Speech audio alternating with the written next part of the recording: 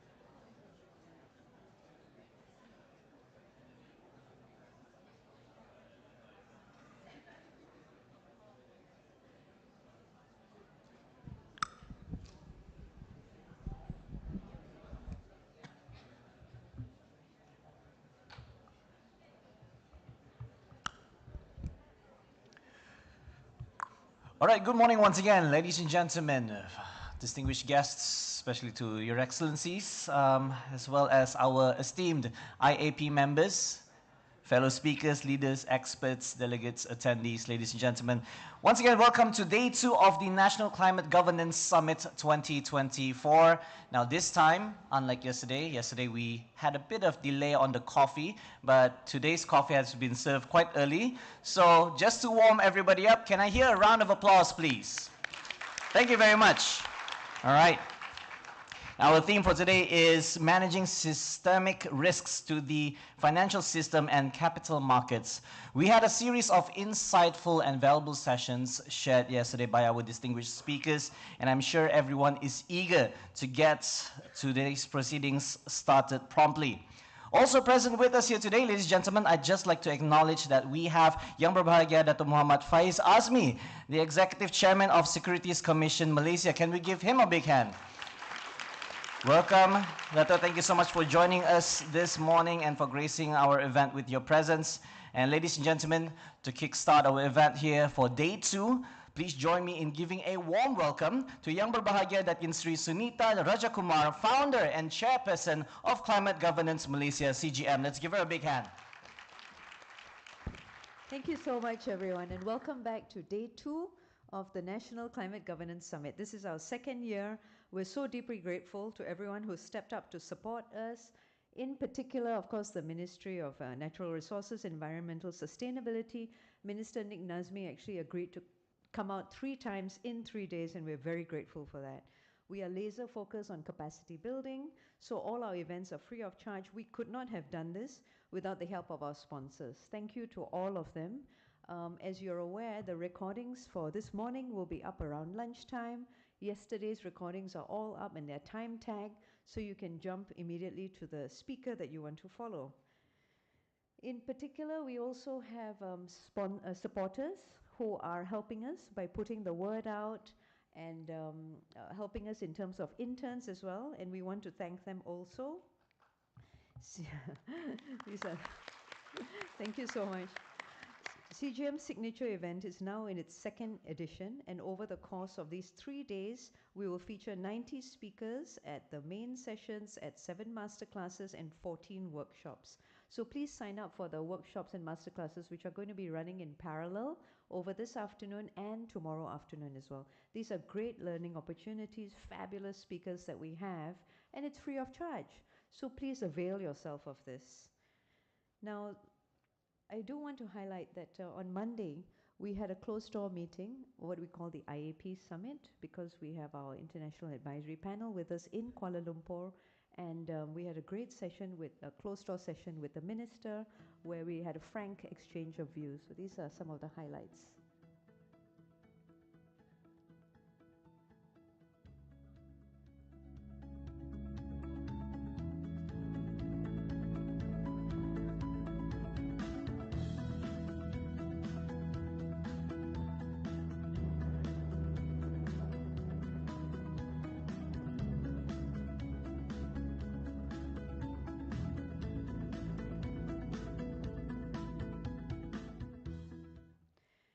We have 11 universities running satellite events during the summit. Thank you so much, and we couldn't have done this without the support of the Ministry of Higher Education and Alam, hosted under Bank Pembangunan.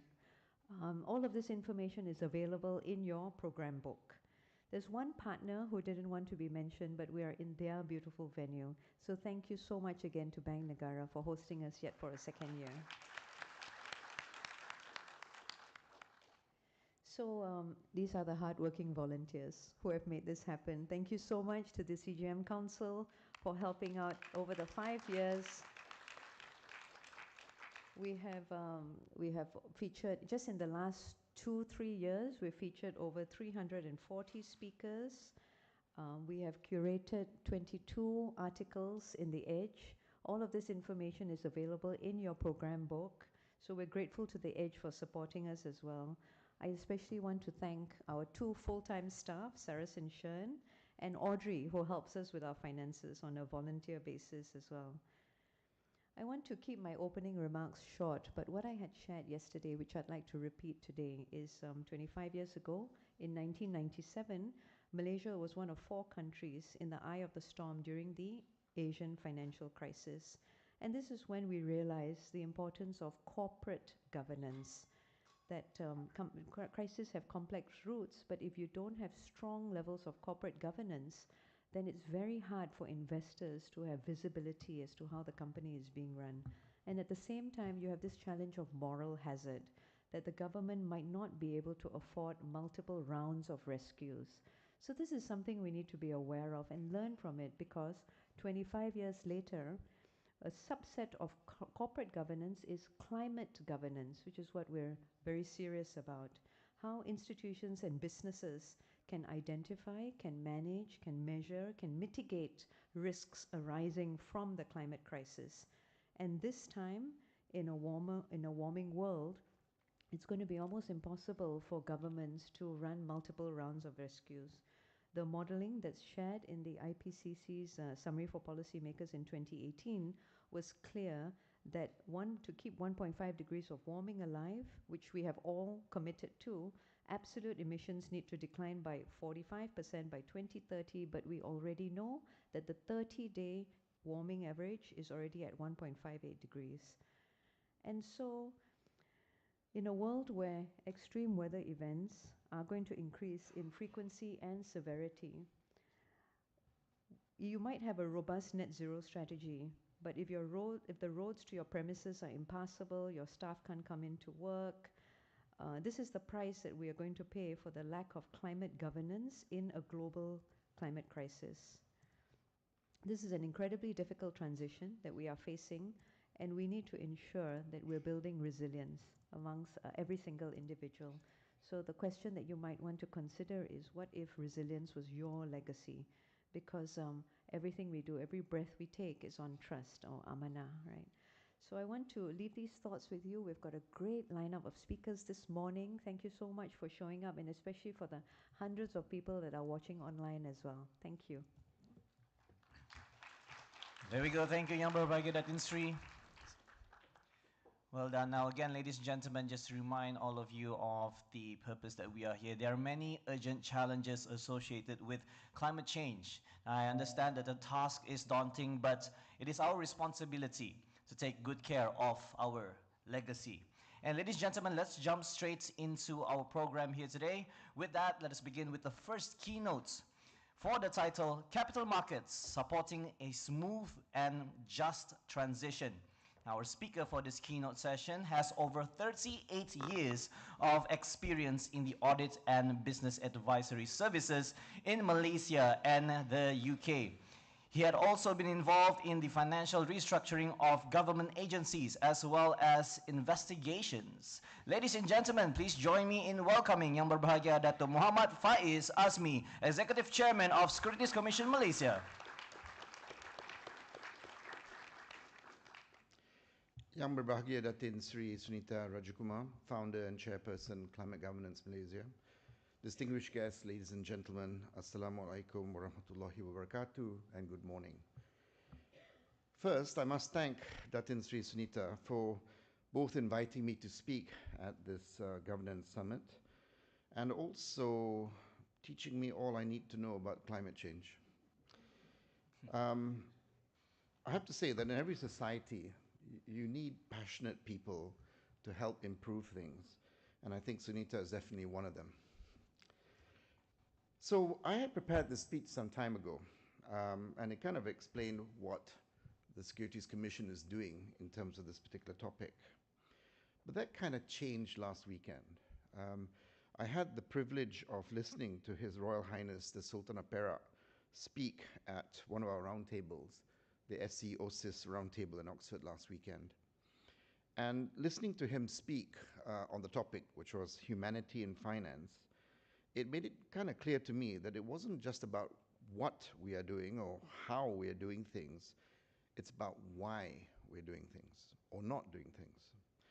And while people and governments do emit their fair share of greenhouse gases, it is the corporate world as a group that emits the most. Now, the usual reason given is that corporates must generate returns, not just for their shareholders, but also their stakeholders, and cost is obviously a key driver. Essentially, they're maximizing profits as an objective. So the question now is this all that we can expect from companies? Is making good returns the only purpose? So let me use the words of Tuanku Perak on this particular matter. Just to be clear, his words, not mine. So, quote, "At its heart, restoring humanity in finance means that the previously paramount goal of economic growth must now be balanced far more carefully with the goals of environmental stewardship and social inclusion.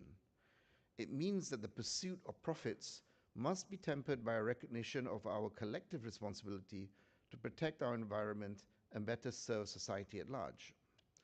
Businesses must become part of the solution to our various global challenges. They must take responsibility for their broader impacts on the world around them, or their stakeholders as well as shareholders no longer are able to dismiss them as being outside their primary profit-making function." And the good news, I think, he thinks, is that there is now widespread recognition that the time for unfettered capitalism is over. Businesses are no longer able to disregard their broader impacts. Instead, they are expected to avoid and minimize harm, and also increasingly to compensate for any harm that they've caused. Mining companies must clean up when they leave a site. Agricultural companies must allocate land for protective buffers around waterways. The chemicals they use are now carefully monitored, and the workers applying them must have protective gear, unquote. Now, these words resonate with me, and it should resonate with all the corporates and their regulators. Enough is enough, and we should recognize that the time for unfettered capitalism is over. Now, bringing the matter closer to home, as custodians of the capital market, we have a profound responsibility not just to navigate these challenges, but to ensure that our transition is just and inclusive. The concept of just transition is key. It embodies the principle that no one should fall behind, and we move towards a more sustainable economy. This is not merely an environmental or economic imperative. It's actually a moral one. It means safeguarding livelihoods, protecting the vulnerable, and creating opportunities for all segments of society. For the capital market, our role goes beyond facilitation. We must actively shape a future where capital flows towards investments are not just sustainable, but also socially responsible. Ladies and gentlemen, the capital markets has the potential to be a major catalyst in this transition. We can help direct investments into critical sectors like renewable energy, green technology, and sustainable agriculture, to name a few. Malaysia has one of the largest bond markets in the region that can support such needs. It also means supporting small and medium enterprises in their sustainability journey, ensuring that they have access to financing and resources needed to thrive in a low-carbon economy. In this regard, the SC's principles-based SRI taxonomy, introduced in 2022, was one of the first taxonomies globally to include a social component, furthering SC's commitment towards a more holistic approach to sustainable and responsible investments. Beyond environmental concerns, the SRI taxonomy incorporated three key social objectives. Firstly, enhanced conduct towards workers, consumers, and affected communities. This inclusion reflects Malaysia's leadership in Islamic finance too, where ethical and social investing are paramount. The development of these social objectives were shareholder-centric, ensuring a comprehensive assessment of social impact of economic activities. And when the transition has happened, we will have to deal with the consequences. In other words, how do we continue to operate in a world that's significantly hotter? The market, again, has a role in helping to ensure some resilience in the economy, but also providing capital for climate adaptation work that is to come. This is normally the government's responsibility, but the private markets have a role to play using a mixture of blended finance and other tools to make some of these projects bankable. In this regard, the SC has been proactive in developing frameworks and guidelines to create an ecosystem that encourages sustainable practices and sustainable investments can flourish. Since 2011, we've embedded the SRI into our key growth strategy in the capital markets master plans. So under CMP3, Master Plan 3, and the SRI roadmap, we continue to develop a robust SRI ecosystem in Malaysia, including innovative products that meet diverse needs of businesses and investors. We have seen early successes, such as the financing of Malaysia's Sustainable Development Goals and climate ambitions. Since the release of the SRI Sukuk framework, 27.6 billion ringgit of SRI Sukuks have been issued in Malaysia, funding a wide range of products from renewable energy to affordable housing. But that's not really enough. As part of our CMP4 deliberations, which is really for, I guess, a year from now, when we start the next period of our capital markets plans, we will start to consider if our market can be right-sized to cover climate adaptation needs. This is the need for long-term funding and infrastructure projects. Another development was to look at Islamic finance again to make it relevant to climate issues. SC recently introduced the principles behind something we call Maqasid al-Sharia guidance for the Malaysian Islamic capital markets. So what is this guidance? It has 6 aspirations and 15 principles that complement the existing Sharia rules. These aspirations and principles look at the true intent of Islam, beyond the ritual and the rules, the substance, if you like. We believe this guidance will help explain better how Islamic finance can be used in the context of a just transition and to mitigate some of the climate effects. We are also about to release the National Sustainability Reporting Framework, ensuring that our financial and sustainability reporting aligns with both the science of climate change and also the ethical and moral expectations on your businesses. After all, you cannot control what you can't measure. We're also about to look at other aspects, for example, future skills. So the demand for skills in green technology, sustainable finance, and responsible business practice will continue to grow, and events such as this are things that we would like to encourage. This means investing in education, training, and capacity building initiatives that can equip our workforce with the right skills needed. So the Securities Industry Development Corporation, SIDC, the capacity building arm of SC, is leading efforts to educate and empower market participants on sustainable practices. Currently, SIDC has 47 titles of programs on sustainability and SRI, catering to the different needs of organizations in the capital market. They will also work with other bodies to curate a list of industry-relevant training. To drive a just transition, organizations must be equipped with the knowledge and tools to integrate sustainability into their operations and decision-making processes. By the way, it occurs to me that even as a regulator, we should walk the talk. So SC now has a sustainability committee. We have calculated our emissions. We're scratching our heads as to how to reduce it. And in fact, when the new framework comes in about reporting, we too will adopt those disclosures, because we can't be expecting you to do it if we don't do it ourselves. So, ladies and gentlemen, in closing, let me emphasize that our journey towards a smooth and just transition is not just an economic or environmental challenge, it is also a moral and ethical one.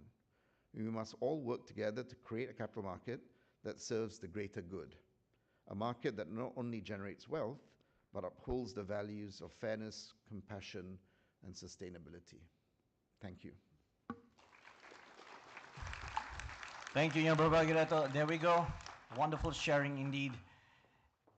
A good way to kickstart our event here today. And ladies and gentlemen, we now continue with a panel discussion for the topic, case studies on financing the transition.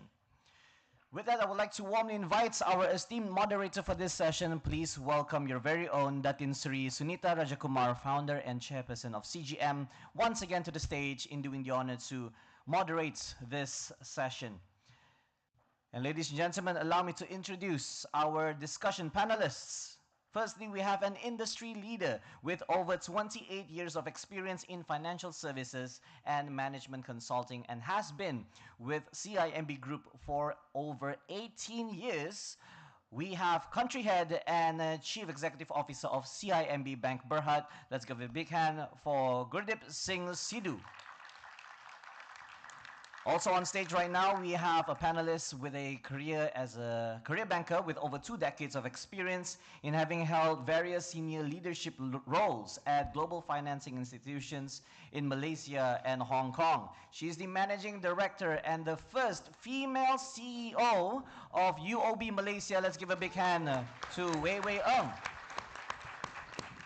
Lastly, we have an impressive history of senior leadership roles in multiple organizations. Ladies and gentlemen, he is the non-independent executive director and chief executive officer of HSBC Bank Malaysia. Let's give a big hand to Dato Omar, Siddiq bin Amin, Noer, Rashid. There we go. Datin, Seri, the floor is all yours. Thank you so much. It's a great panel. We have all bank CEOs. If we have time, we might ask them difficult questions. But let me start off with really easy questions. Could you tell me personally what, and we'll start with the lady, of course, and then maybe in alphabetical order, CIMB, and then HSBC, sorry. What made you personally invested in the sustainability and climate agenda? What happened? I think, good morning. I think this is where ladies first didn't work to my advantage. Thank you, Datin Seri. I think firstly, this topic just resonates very well with me at a personal level. So when I got the opportunity to take on this role, frankly, I just jumped at it. I think it is a good platform for me to contribute in shaping the kind of actions we need, not just at the economy on a larger basis, or even to the businesses that we support as a bank, but also to champion it with my employees, to make sure that they do give back to society and to the planet at large. So Sunita, one of the first things I did when I took office about 2.5 years ago was to set up the sustainability function reporting directly to me. By doing this, it puts sustainability right at the top of house, giving it the authority and the mandate it needs. And from my observations, what has worked well for us in UOB is really number one, I mean, Dato has mentioned it earlier, and so did you in your welcoming speech, putting the right appropriate corporate governance that allows us to embed this throughout our core policies, processes, and activities, putting in place the right risk management policies, not just to manage our risks, but equally to capture opportunities, right? Because the financing framework we put in place, we do keep ourselves honest. We get credible second opinion providers to validate that they are in line with international best practices. And the last thing I would say is, in terms of us walking the talk, yes, we have committed to go net zero for 60% of our lending portfolio, but equally as important, UOB Malaysia, the group, we have achieved and maintained our carbon neutral status since 2021. And in Malaysia, I'm really happy to share that our bank building is the first bank building in the country to receive Platinum Green certification from both Green RE and also BCA Green Mark. So I think walking the talk is important, but still lots more to be done. Thank you. Thank you so much, Weir. That was very impressive. Gurdip, hard act to follow. What are you going to say? Personally, what has motivated you?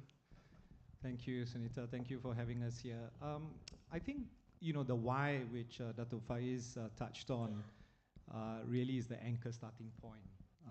And so when we were looking at, you know, stock taking on the strategy of the bank and thinking about what's next in 2018 and 2019, at that time I was wearing the strategy hat in the bank. And so one of the key things we spent a lot of time getting up to speed on was around sustainability, right? And so if you think about the why first for the firm and then why for me, it kind of, you know, intertwines quite a bit, right? So why is really that at the end of the day, if you think of, you know, what Dato Faiz said, which is, I guess, taking leave from His Royal Highness Sultan Perak, that, you know, we know that this is not the way the world can continue, right? So everyone has to jump on this journey and do it. And then if you think about, you know, who are then the providers of carrot and sticks in the ecosystem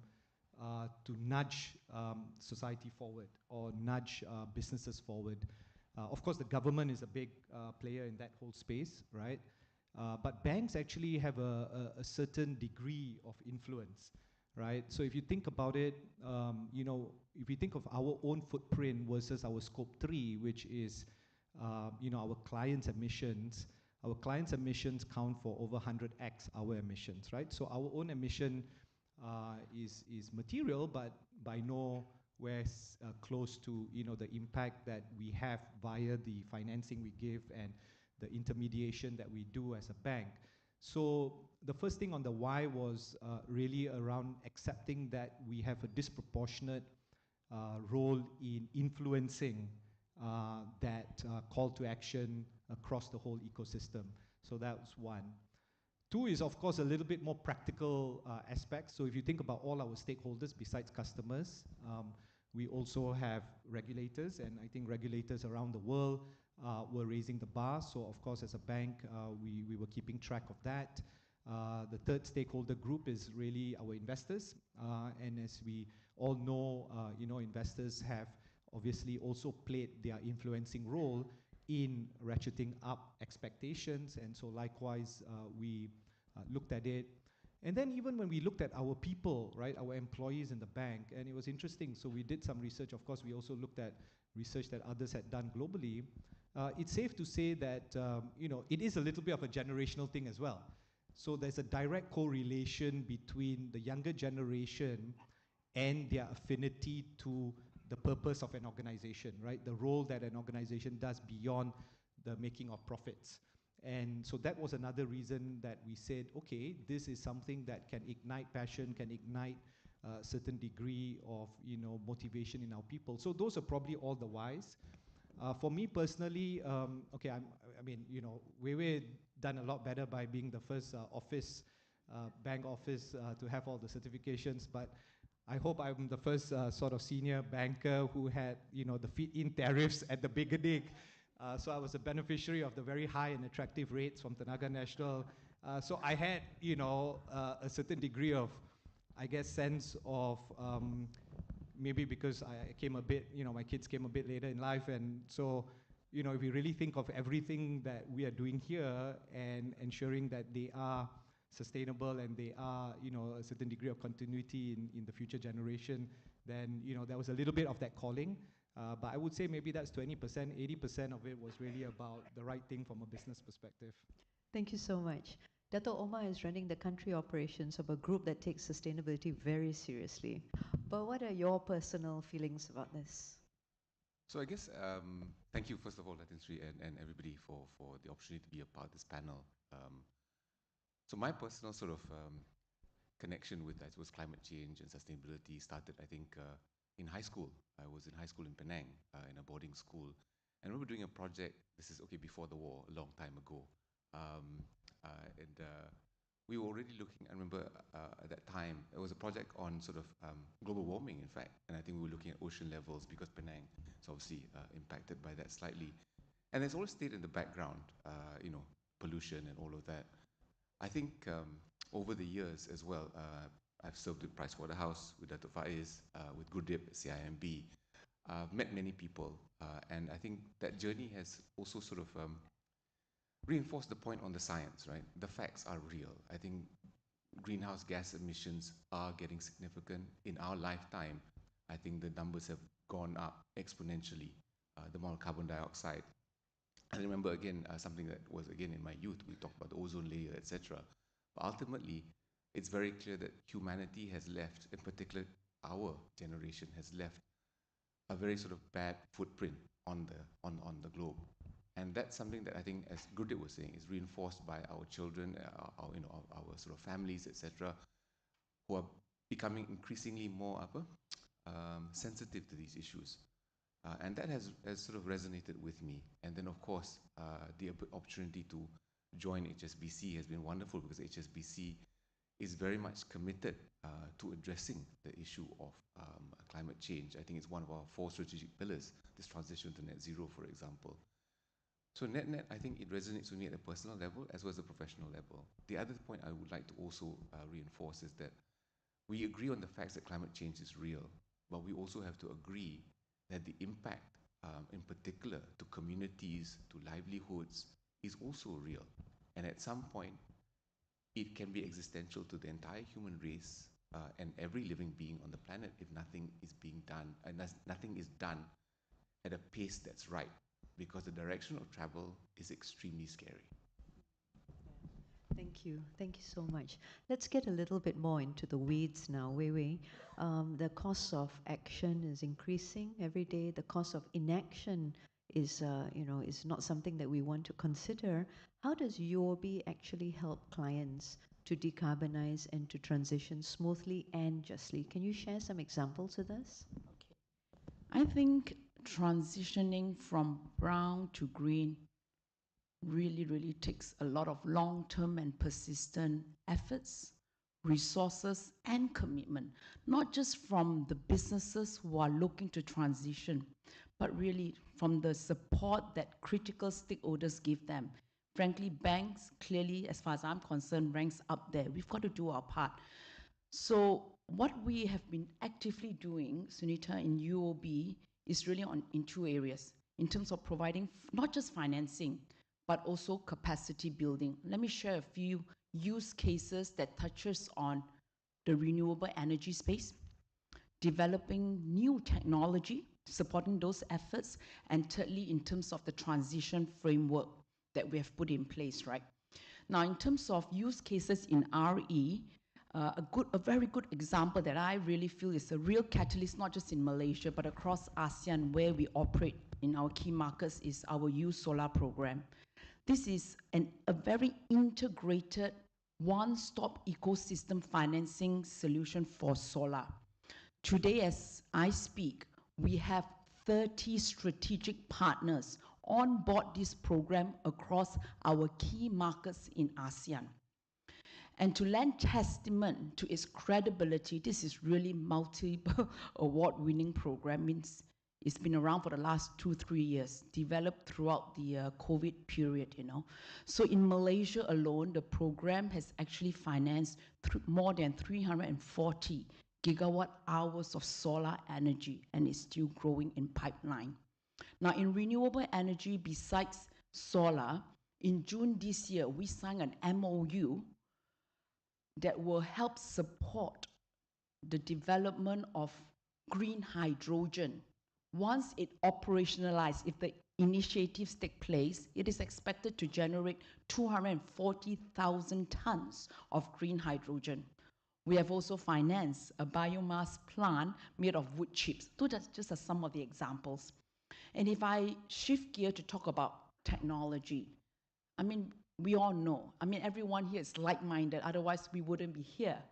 To transition towards net zero, we need cutting-edge, innovative technology.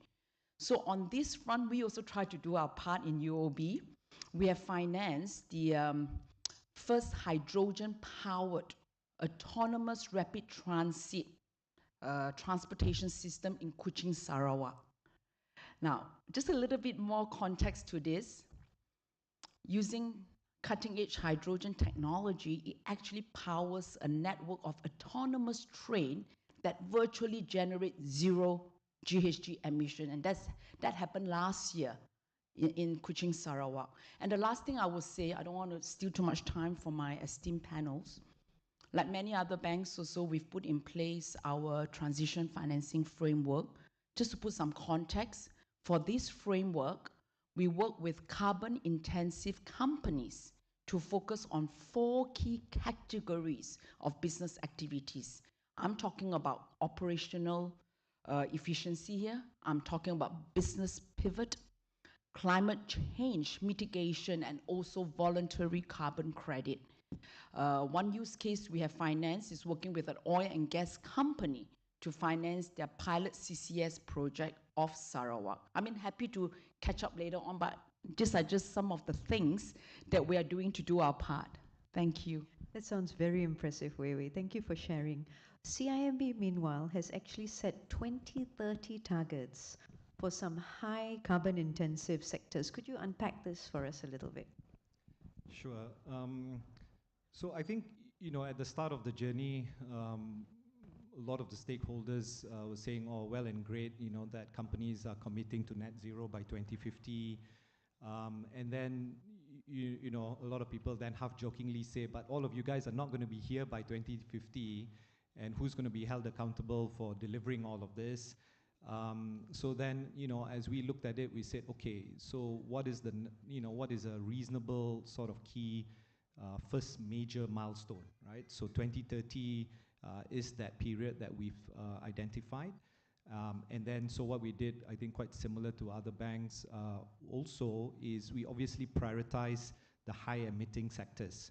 So we identified 6 high emitting sectors, and so we started with these 6. Of course, we did 2 first, then we did another 2, then we did another 2. So all of that culminated in the release of our white paper a couple of months ago. And so maybe I just bring 1 or 2 examples of what that entails, right? So these 6 sectors, so the first 2 sectors we did was coal, for obvious reasons, and then followed by cement, which is the reason why cement is it's a fairly concentrated sector, right? There are a few very big players who dominate the space. And so for each one of these sectors, we identified obviously the baseline, the starting point of our emission intensity. So here, I think with the exception of coal, all the other sectors, we are focused on reducing the emission intensity per dollar of financing. So it's not about reducing absolute financing to that sector, but for coal, actually, it is an absolute reduction. So for coal, we said that we will exit coal financing by 2040 altogether. By 2030, we said we will reduce it by 50% from our baseline. So I'm pleased to update, actually, probably this is the first forum where we are actually updating some of these numbers, that for coal, we've actually reduced it by 37% already. So from our starting point, we said we will reduce 50% by 2030. As of now, we've already reduced 37%. So that's, quite material for the first, I would say, 2 years or so. For cement, which was the second sector we came up with, we said we will reduce carbon emission intensity by 36% from our baseline to 2030. We've reduced 11% so far, okay? That's kind of still early, but roughly 1/3 of our targets. So for each of the other sectors just came out very recently, so we haven't started tracking progress yet. But essentially, the way we do it then is for each one of the sectors, there is a starting point, there's a 2030 number, and then you will basically see a curve that says that from now till then, intensity will drop. And then what we do is we say, okay, how are we going to contribute to that drop, right? Or what's going to be the levers to help get to that drop, right? So then we very simply look at it as passive levers and active levers. Passive levers means that where there is some underlying activity and commitments happening in the country, in the sector, that will help get us there, okay? So case in point is if you look at the real estate sector, so we put a target to reduce carbon emission intensity by 34%, but we believe that if the grid decarbonizes the way the country is projecting it to decarbonize, a large part of that reduction will be addressed via the grid decarbonization. So that's an example of a passive lever. An active lever is where we are the portfolio, right? We are the portfolio, if you like, manager of our financing. So active lever is how we then disproportionately shift new business to those that are greener, right? So again, if you take real estate as an example, that's pretty obvious. So we will be very happy to finance your building if you can't, if you have challenges financing internally. But that's a great example where if it's a green building, then we will definitely want to finance more of those, right? So you've got passive levers, you've got active levers, and for each sector, so if you think of oil and gas, the active lever will be a lot more than the passive lever, right? And the active lever for oil and gas is really wanting to support clients who are investing a lot more in lower emitting fuel sources, right? So maybe, yeah, that's kind of how we've approached it. Yeah, thank you so much. That sounds very inspiring indeed. Omar, maybe you want to describe how you're collaborating with government and exploring cross-sectoral solutions. The Malaysian government, okay, just to be clear, some other shadow government. Jokes aside, no, I think this whole issue is real and it's very important. But having said that, I also feel that it's good to also set the context. I mean, what Dato Faiz was talking about in terms of the capital markets playing an important role, absolutely. But the reality of it is that the climate change challenge is huge and significant. I'm sure all of you know it. And I think the key player here is, at the end of the day, the government. I think the government has the willpower to set laws and regulations that really drive change. For example, banning coal outright. That will make the biggest shift for all of us. Having said that, of course, sitting in the government's shoes, which I'm not, but illustratively, there are also trade-offs to be borne in mind. Of course, transition is not an easy thing to do. It can't happen overnight. I mean, the most impacted people, and we talk about just transition, are the relatively poorer people, the poorer communities who depend on a lot of emissions-heavy energy, for example, transport links, etc. So it has to be a whole of government approach towards driving climate adaptation and climate sort of transition. From HSBC's perspective, I think, and it's consistent with what Gurdip and Weir were talking about from the banking sector, I think we try to play a role as an economic agent. I think we're very clear that we're not going to overnight solve everybody's problems, but the key thing is to work with clients and customers and stakeholders and the government over a period to facilitate transition where we can. And a lot of that is about organizing and collaborating with providers of capital. We talk about blended finance today, multilateral banks, the philanthropic organizations, family offices, as well as bank and our own individual retail customers, for example. And then working towards that, organizing and creating governing structures, for example, whether it's in the form of loans, it's the form of receivables finance, trade finance, or some of you know the bonds that we put out, the outcome bonds, sustainability bonds, etc., right? But fundamental to that, I guess, coming back to the point I was trying to make earlier, it's important to work with customers and stakeholders in the government on a clear transition pathway. And everybody's transition pathway will be different. Now, in terms of working with the government, a lot of it is coming back to that point. Finding and identifying projects that are at the edge of bankability, helping them make those projects bankable, either through the form of raising the right or bringing together the right types of investors and capital providers, bringing together also knowledge partners where we are able to work towards changing or modifying regulations to make such projects bankable. And I think we need to go for the big swings, and that's what we're trying to do. I think, for example, HSBC, together with some other banks, are working in Indonesia, for example, with an early retirement of a coal plant. We're working with some multilateral banks in Philippines to drive the adoption of solar, for example, in certain areas. And similarly, we're engaging the government here in Malaysia on a couple of projects where we feel we can really sort of move the needle. As Gurdip was saying earlier, the key areas of greenhouse gas and carbon emissions sit with energy. We can't run away, right? The bulk of the carbon that gets emitted sits with heat and electricity, whether it's gas or coal and fossil fuels, etc. How do we move that needle will, I think, really lead to a better outcome and a faster outcome for the world. Sorry. Okay, really good. There's so many layers to the climate finance stack, and bringing in other layers can help to de-risk the entire project. So that's really important. I understand UOB is also very proactive in supporting the transition of SMEs. Could you talk to us about that, please? Thank you. I think SMEs in Malaysia, just like SMEs in many other countries, are the ones that are most vulnerable and they need a lot of help, right? So for us in UOB, beyond financing, we focus a lot on capacity building. We develop a lot of bespoke programs that we offer free of charge to the SMEs. And I want to share some of these programs that really starting to make positive impact, and we just need to scale it up even further, right? One of it is working together with PwC Malaysia. We develop a sustainability compass.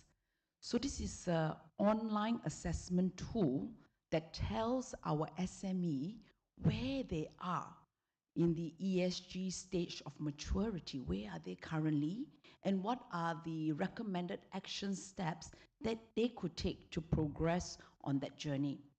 Now, to make this compass even more effective in being used, right, what we did was we specially curated a program called Dome Transform Sustainability Accelerator Program. Now, this program, we really work together with like-minded partners in the government agency and private sector like MITI, MIDA, MGTC, TIG, and even Green RE to curate a program that runs for a few days, you know, for the SMEs that would teach them not just fundamental ESG knowledge, but equally as important, the how in implementation. For example, how to conduct materiality assessment to be able to estimate your own emission and therefore what you need to do to progress further.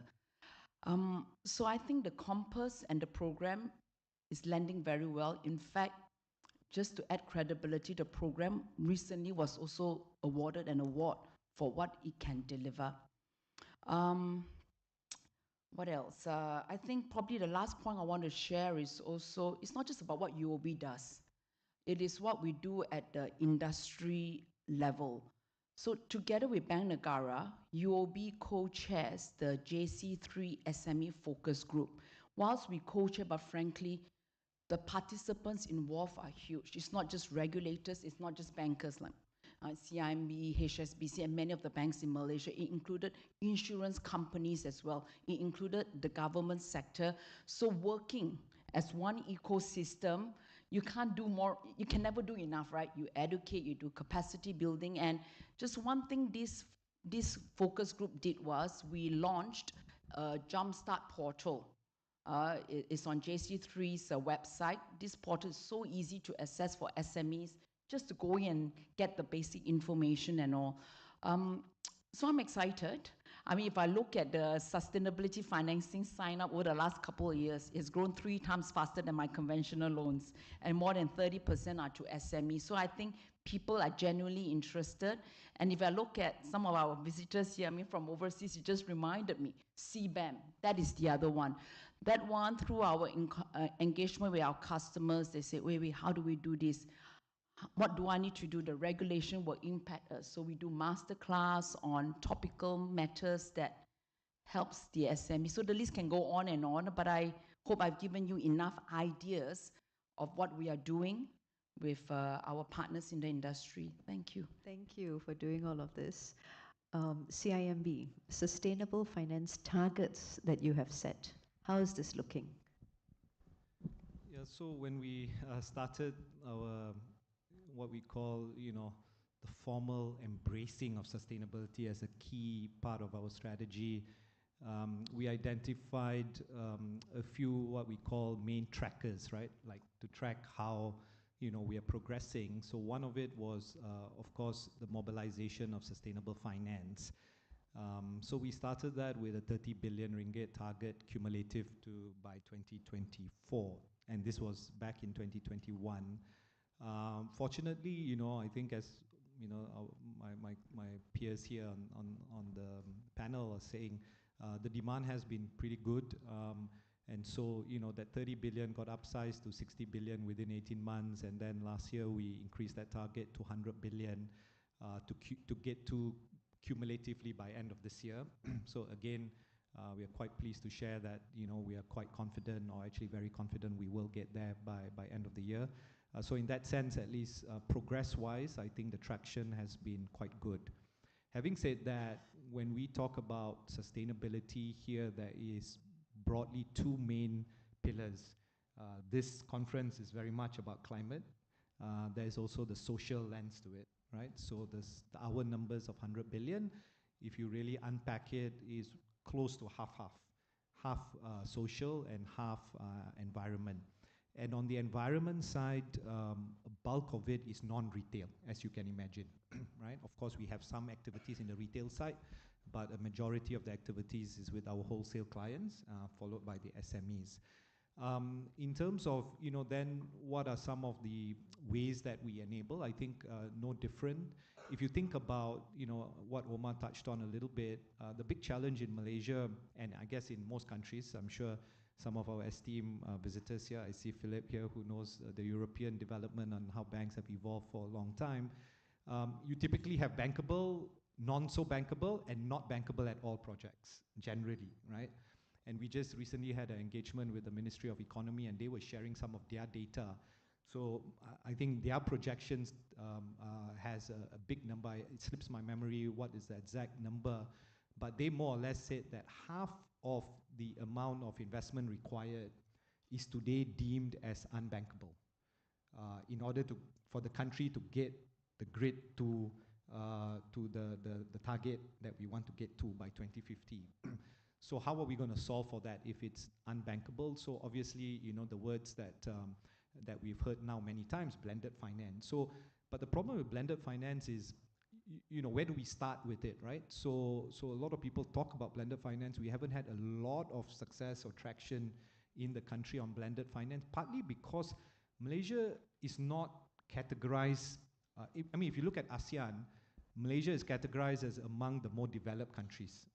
So the big source of capital for blended finance, other than in-country sources, tends to come from international multilateral agencies, your IFCs and the likes. Malaysia is not high up on the pecking order to attract them because we are seen to be middle income, and so a lot of that money goes to other parts of ASEAN. So we don't have access to that source of capital. So that's one challenge in Malaysia compared to maybe some of our peers in the region. But having said that, of course, we got to take baby steps. We got to make moves. So I was pleased to hear actually from the ministry that they've kickstarted a 2 billion fund where they will basically put up to, I believe, 30 million per project where they can come in as part of the capital provider in these blended structures. So that's a good start. So maybe just to close off, Sunita, in terms of how we then deal with these sort of opportunities out there. So for certain clients and certain projects, you don't need to do anything special. We provide financing because they have the credit worthiness, they have everything that is required. So that's just traditional finance, if you like. Then you have the next sort of tier is where we need to do a little bit of a nudge to get them moving in the right direction. So that's where we have sustainability linked structures, right? So, for example, in corporate side, we all know corporate margins are very thin. I'm sure the bankers on this panel will tell you. So we give up to 10 bips of let's call it rebate or discount or whatever, if they hit their sustainability targets. And those sustainability targets will differ from client and projects, right? On the SME side, where margins can be a little bit better for banks, so we give a rebate up to 50 bips. So again, it's quite meaningful. So that is for this group of clients who need the nudge, need the additional support, we do that. And then for the third, which is where we get into these marginally bankable projects, we really need these blended structures to come in for it to really, I think, take off. Yeah, okay, that's a very structured approach, and that makes sense. HSBC, Innovative Climate Financing Solutions Around the World. Can you just share some ideas that you've seen? Thanks, Datin Sri. I think in respect of financing solutions, it really is the same playbook, I think, year in, year out. I think at the end of the day, it is about ensuring that we get the right alignment between the borrower or the finance person raising the finance versus the stakeholders or the providers of finance, whether be it as Gurdip was talking about the blended finance guys, whether it's multilateral or philanthropic investors, all the way to banks and to individuals on the retail side, the whole gamut. And there are many structures which you all have seen, whether it's looking at the use of the proceeds, so you have your green bonds, your blue bonds, etc., or blue financing, etc., dedicated to ensuring that the funds you raise are specifically used for targeted, identified sustainability compliant type of utilization. And then, of course, you've got the sort of sustainability linked or KPI linked financing, where it's linked on certain sort of targets being hit. And then, of course, more recently, for example, the World Bank did the recent outcome driven bond, where the risk transfer moves away from the borrower executing versus an outcome being seen, and the provider of finance will provide that reward. So in that sense, I think the toolbox is pretty straightforward, and the toolbox has been there for a long time. I think what is more critical right now is making sure that we can mobilize as much capital as possible, because the challenge is huge. And together with that, we can't run away. We need governments to work together with the private sector. So that public-private partnership is critical. Some of the pledges that were made at the various COPs need to be realized to come in. And what Gurdip touched upon as well, we need to really look at projects that move the needle, and it cannot be distinguished between sort of, say, a poorer country versus a middle-income country versus developed country, for example. At the end of the day, if the project outcome is right to deliver the outcomes you want from a climate change perspective, and some of the biggest emitters are in the developed countries, for example, we should mobilize public and private finance to drive the right projects being done so we get the right outcomes. I'm working on a couple of initiatives with the government on steel, for example, and we look at what's being done in Europe, in Sweden, in the UK, where a lot of public money is put towards eliminating coal-based plants and driving towards more electricity, also the more sustainable type plants, which is exactly what we need to tackle the root cause of the issue. Because the reality is, the world's in transition. We still need steel, either for cars, for EVs, for construction, etc. But we must tackle the source of energy. So coming back to the point, I think it's important to try and mobilize as much capital as possible, align the interests, identify projects that move the needle, and then I think we can really make a difference. Sorry. Thank you. Thank you so much, Dato Omar. We have 4 minutes left. Do we have any questions? It's not often you're going to get 3 CEOs in the panel. Karina. And yeah, next.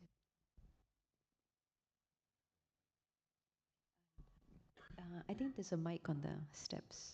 Yeah, if you could.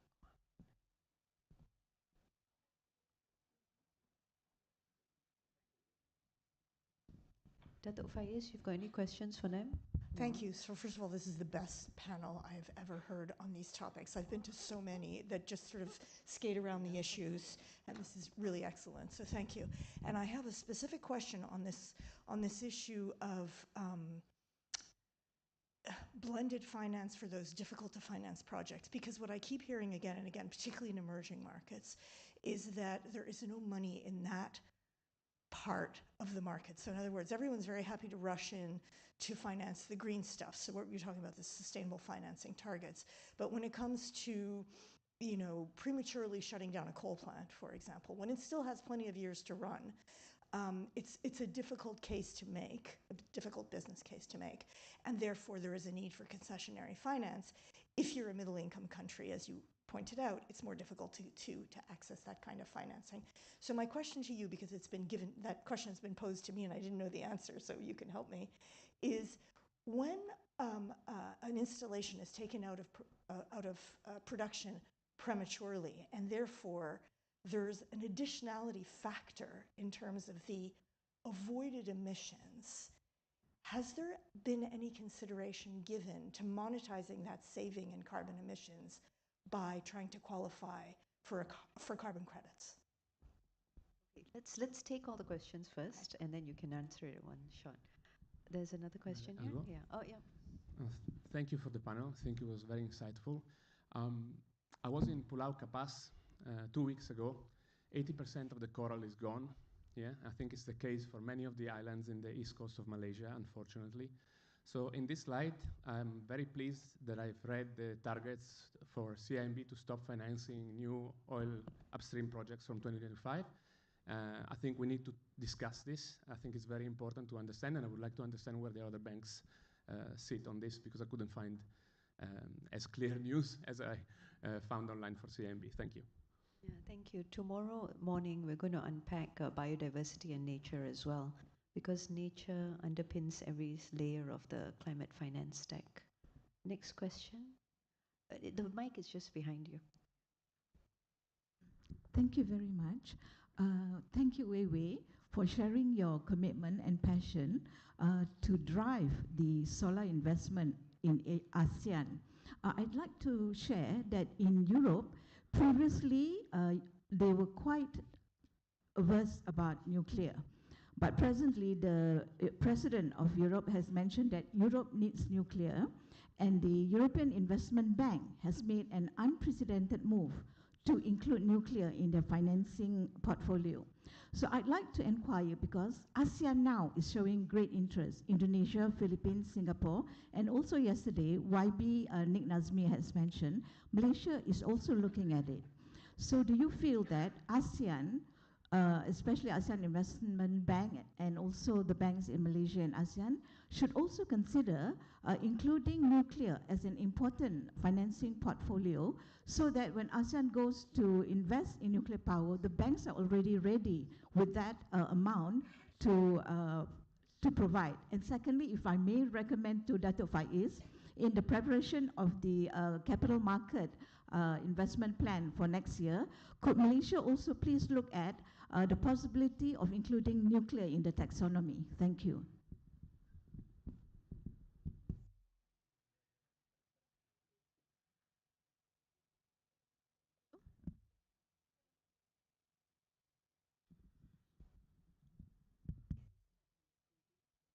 Hello, right. Thank you, panel, for the sharing. My name is Siti. I'm the one of the former CEO of the Malaysian Timber Certification Council. Can you hear me?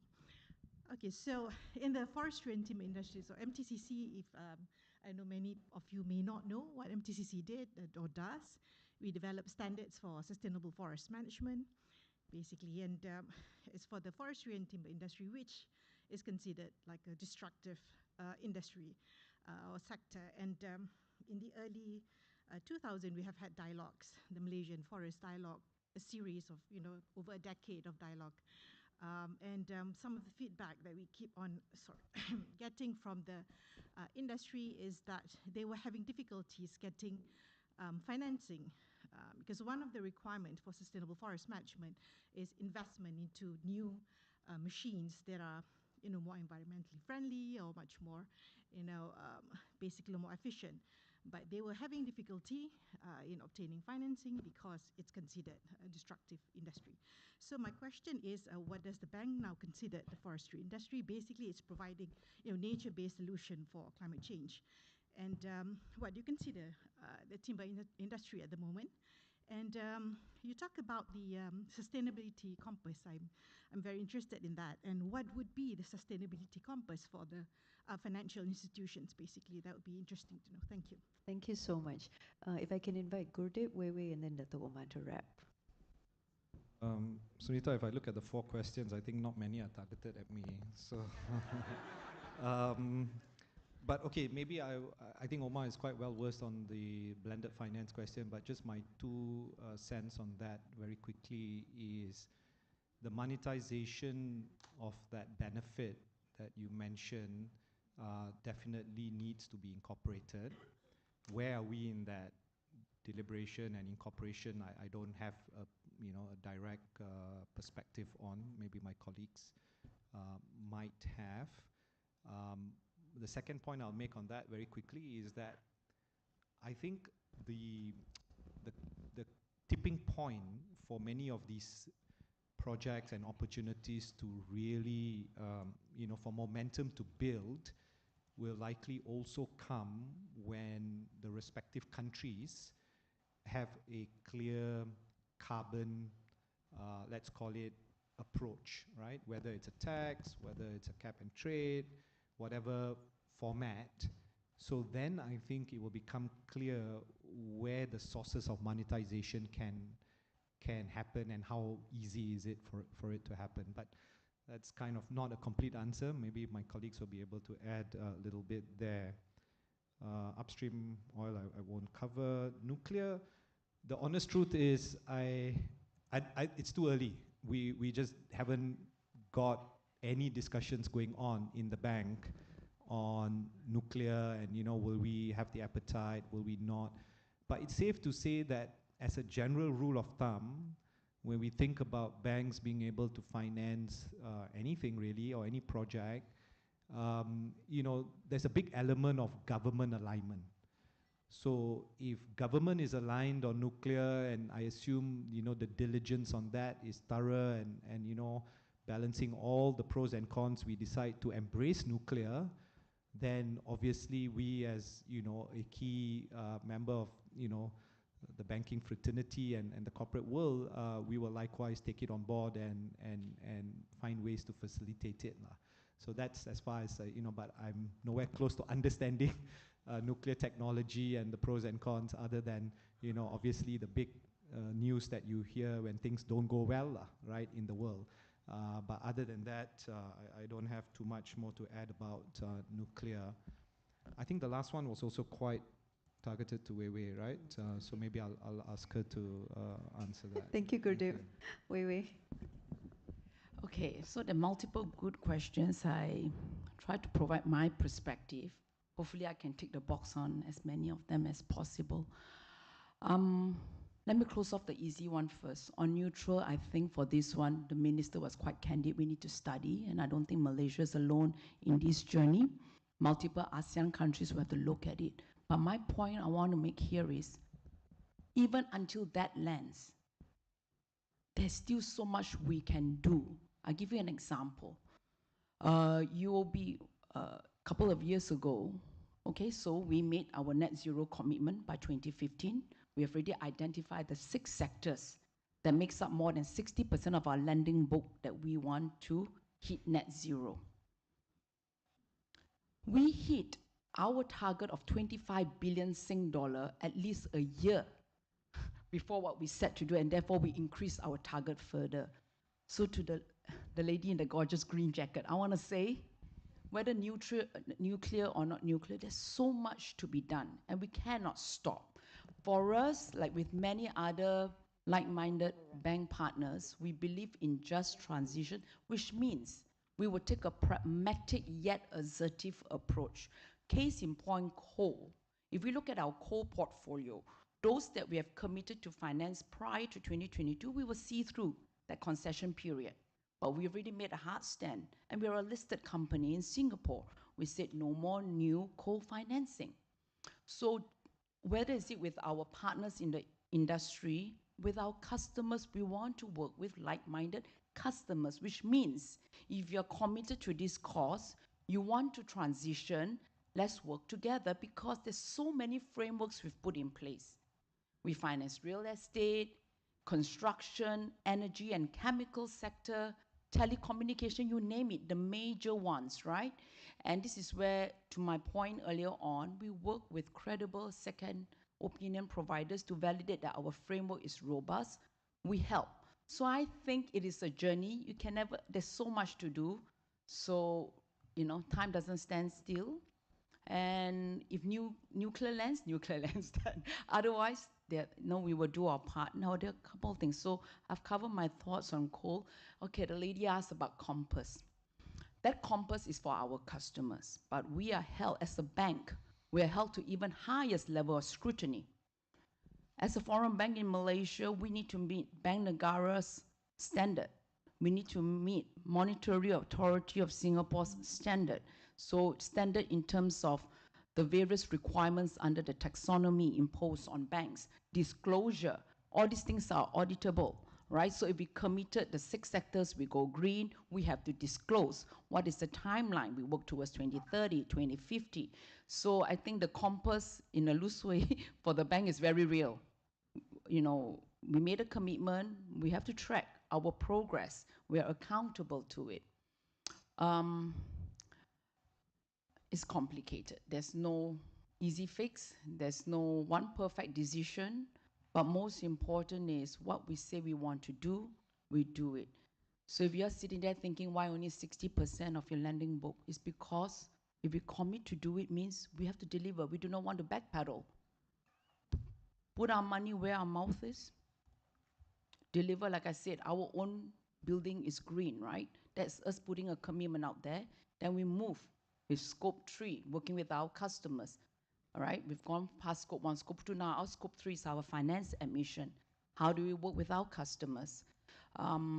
So I think I'll probably just stop there. Otherwise, we'll be sitting here the whole day, right? Thank you so much, Weir. Omar, if you could just wrap very quickly, please. 30 seconds. Just quickly on the point on energy, I think, and coal. Sitting in the policymakers' shoes, I think the issues with respect to energy is about solving for sustainability, obviously, security and affordability. That's a big thing. So the other one I'd add on is also in terms of the risks associated with operating certain types of power. So just on coal, I think the early termination of coal is clear that we need to get that done. And it's about finding structures whereby we can compensate for that loss in time, being able to generate energy, power and money. On your point on carbon credits, the issue today, this is my point, where I think governments have not been doing enough to shape the conversation. So for example, moving from coal to gas generates no carbon credit, despite seeing a 50% reduction in emission. You can only generate carbon credits if you go from coal to renewables. And as we know, renewables cannot be scaled fast enough. The issue about security and consistency of supply is a problem, unless it's hydro, for example. And of course, the cost of renewables, affordability cannot be solved. So this is the point of perfect being the enemy of good. I think my perspective on this, direction of travel is important. We should encourage coal to gas as an intermediate transition when we have better technology, more consistency of supply, etc. We can move to renewables. And if we can get that done, we can generate the carbon credits, we can move away from coal. In respect of policy for HSBC, our coal stance is very clear. It's on our website, etc. We've taken a hard position on coal. Very quickly on nuclear, I think I think nuclear is the right way forward to some extent. The qualification, of course, is in terms of the risk around nuclear, in terms of being able to operate it safely, being able to train people safely. And of course, we can't run away. Voters don't like it sometimes, being next to a nuclear power plant. So I think it's for the government, again, to work towards that, solving that. In terms of forestry, very quickly, I think HSBC is very, very supportive of the conservation of efforts around forestry. Nature-based solutions is critical. I think obviously we do have to deal with some of the problems because there has been issues of double counting, the issues of investing in a sort of a conservation project and then seeing the condominium being built. So, that's something we need to address, but I think if we can work together towards that, I think nature-based solutions are an important aspect of moving the world forward on climate change. Thank you. Great insights from our 3 bank CEOs. Thank you so much. Here we go, ladies and gentlemen. Let's give a big hand. Thank you for moderating this session. Thank you once again to our esteemed panel of speakers. All 3 are just amazing and wonderful sharing indeed. Now, before we proceed moving forward with the next panel discussion, just gonna let them take a photo real quick. This is an amazing lineup of panelists. There we go. Amazing lineup of panel right here. All right, and to those of you who are currently tuning in virtually, we hope that you are also eager to have our next session coming up shortly after this. Now, ladies and gentlemen, if you open up your WOVA app, of course, we will do our very best to tend to the questions that are being submitted on the WOVA app. All you have to do is launch the WOVA app, head towards the session Q&A after clicking on our event. Take a look at the question Q&A and look for certain sessions, and I believe our panel as well as speakers will do their very best to address those questions. All right, there we go. Ladies and gentlemen, let's move forward and we shall continue with our second panel discussion for today for the title, Focusing on Case Studies on Increasing Resilience. Ladies and gentlemen, this session will be led by the Director of Climate Governance Malaysia as the moderator. So let's welcome Dr. Gary Teixeira once again. There we go. Now, along with our panelists, allow me to introduce the panel for this session, starting with an industry leader that has garnered over 30 years of experience within the insurance and financial service sector under his belt. We have the country chief executive officer of Zurich Insurance Company. Let's give a big hand to Mr. Junior Cho. Our second panelist has over 2 decades of experience in the risk management and insurance industry, in which he has developed innovative strategies that enhance decision-making and risk mitigation for various industries. We have Brad Weir, Head of Analytics Asia at Aon. Let's give a big hand. And finally, our final panelist has worked with a large spectrum of clients with over 17 years of experience in market-facing roles in sales, credit underwriting, consulting, strategy, and M&A integration across geographies. Let's welcome with a big hand Devpriya Misra, Global Customer Solutions Leader of Swiss Re Corporate Solutions. Dr. Gary, the floor is all yours. Best of luck. Best of luck. Wow. Okay. No, I think okay, first thing I need to apologize. This is a manhole rather than a panel, so we're still working on getting that straight. But we go where we are led. The other thing you'll notice is none of us are wearing a tie. So bankers, yeah. Okay, so, but what we're dealing with is a world at greater risk.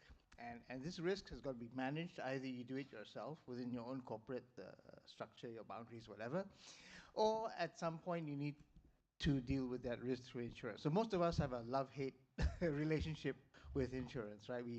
We buy it in the hopes that we'll never have to use it, right? But I think when it comes to climate, the interesting thing is that we've got under our regulatory frameworks the fact that the insurance industry is grouped together with the finance industry.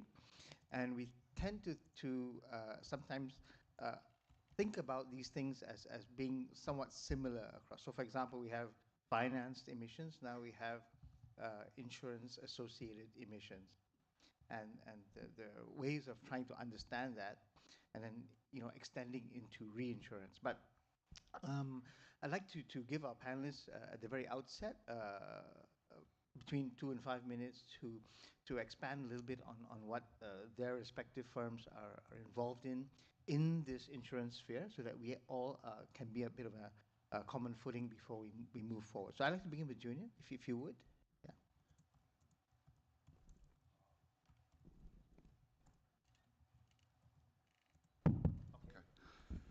Okay. Good morning, everyone. Thanks, Dr. Gary, and I'm happy to be here to share some of our learnings and what we've done from Zurich. For Zurich being a global insurer, I mean, we've seen globally escalating kind of impact related to climate change. And it's quite profound in terms of what we're seeing. Typically, you would say, well, that's not going to happen here. Actually, what we're seeing is that it's right at our doorstep. And when we look at what's been happening, if you just dial back for the last 3-4 years, we did a study with the World Economic Forum in 2024 with the Global Risk Report, and 2/3 of the respondents said that extreme weather was a top risk for 2024. And if you look at the top 4 risks over the next 10 years, they're all climate related. Now, why this is becoming important for us at Zurich, Malaysia, we've had a very strong position in terms of our stand for what we can do for sustainability. But if we bring it back to home, here in Malaysia, I think many of you knew about the 2021 floods, right? There was about 6.6 billion ringgit in economic losses. Insurance and tackle operators lost about 2.2 billion. And it's not getting any easier. If you recall the uprooted trees in downtown KL, you see a lot of the flooding downtown. It was quite surprising. Now, I've been in Malaysia for about 10 years, and the frequency and the intensity is something that's scary. Why this has become even more personal is I've had staff customers, and partners' employees that were greatly affected dramatically. So for us, our goal is we're in the business of providing protection and peace of mind. So what can we do to employ best practices around underwriting to be more sophisticated in protecting our customers? But also, how do we use our asset management, our funds that we invest in companies, investees, borrowers, issuers, to influence them in terms of moving in the right direction? And I think the last thing is, as insurers, as people who live in the communities, what is it that we're doing outside the business of selling insurance to really influence adoption and also impact? So whether it is someone who's a proponent from the industry standpoint, from associations, or whether we make deliberate investments to do more social awareness and partnering with companies like Gentari to do something that's not related to insurance, but really amplifying that voice on behalf of the industry, but also for the country in terms of making that progress. Yeah, thanks so much for starting us off. I'd like to pass it to Brad. You work in a slightly different sphere, perhaps overlapping, but in this area of brokerage between insurance companies and reinsurers. Could you introduce us to that landscape, if you would? Yeah, sure. And thanks for that, Gary. So it's actually quite interesting that I sit in between my two colleagues, because that's effectively the role I play on the broking side of the business, in the sense that we are risk advisors and we're helping to transfer risks from one party to another. A big part of that is what I specialize in, is around risk understanding and natural catastrophe risk modeling. And that's obviously very critical when we talk about in context of climate. So we talked about the Malaysia floods back in December 2021, obviously a key thing for all of us as part of this industry. But so what we do is we develop models, and have been doing that for over 10 years around flood in Asia, to help understand and measure that risk. But that kind of lends its hand to a static view, because generally what we're interested in, the current day view of risk. But looking forward, and the need to look forward now, is around how do we address climate change and build that into the models that we have, and therefore understand the risk going forward. And there's a few reasons why we want to do that. One is around regulatory concerns. Obviously, as an industry, we want to become more resilient. So we need to stress test our portfolios, we need to stress test our business and understand if there is a flood and the flood is changing over time, what does that look like for us, and how do we account for that from a business perspective? And is our risk transfer mechanisms in place? Are they sufficient and resilient to what we expect to happen in the future?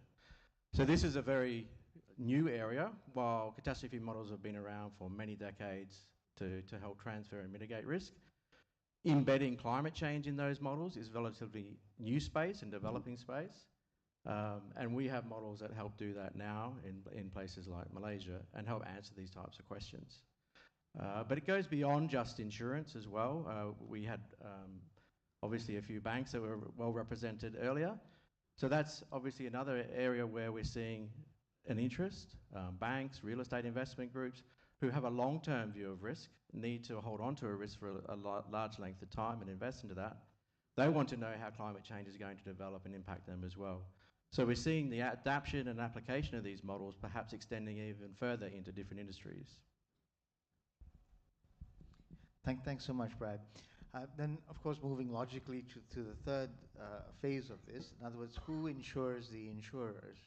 And we have Dev here from Swiss Re. Of course, would you introduce the area of course, it's been around for a while, but how is it evolving in terms of climate risk? Yeah. Sure. Well, thanks, Brad and Gary. Let me start with Swiss Re. We are a 160-year organization, right? And we've been modeling climate natural catastrophes. But it was 45 years ago in 1979 when climate change was introduced as a topic of concern at Swiss Re. So that's how far ahead we started to think about it. We really look to first, I think we start with quantification. We want to understand what the current risk looks like today. And if you observe, let's start with data, right? Since 2017, insured losses have gone over $100 billion. They keep increasing year after year, and we observe two things. First is the frequency of events is a lot more. The severity of events is a lot more, and they are coming up much higher than what it was originally modeled for. So since 2017 until 2023, we have observed every year more than $100 billion of insured losses. And on top of that, what we also observe is that the gap between real economic losses and the insured losses is widening. So there is a protection gap which exists out there. Now, as an organization, we have both hats. We play the reinsurer hat. We also play the insurer hat. And that's where we've started to also work very closely with our clients, with corporate partners, with multilateral institutions, with governments in providing risk protection solutions, risk transfer solutions, alternative risk transfer ways for protection. But something else is what we did. What we did a few years ago. We said we have a view of risk. We are starting to see a view of risk, and we are also able to predict what we see from our models, how climate change would look like. And we said, let's start to offer that view to all our clients, to the world outside. So the view that an underwriter at Swiss Re had in being able to model and understand climate change risk is the view of risk data that we start to then offer to corporates and clients across the world. And that was the ability to give people the power to take control of their risk, so that when they realize that they have a portfolio, a vulnerability in their portfolio, an asset or a certain locations, then they can start to do something about it, rather than wait 15 years or 20 years to find out that that was extremely vulnerable. And there are a lot of applications that we start to see about it, but it's really about not just only providing data, but really making data accessible to others so that decision-making, good decision-making can happen. Yeah, thank you very much, gentlemen. I think it's been a good introduction to the background of all this. The next step, obviously, thank you very much for sharing that you are now making that information and modeling information, scenarios, etc., available to stakeholders to begin thinking about their own investments in resilience, etc. Perhaps three of you could help us paint a picture of, we will get to the underinsured and the gap in a little bit, but we'd like to know and understand, perhaps demystify for us how you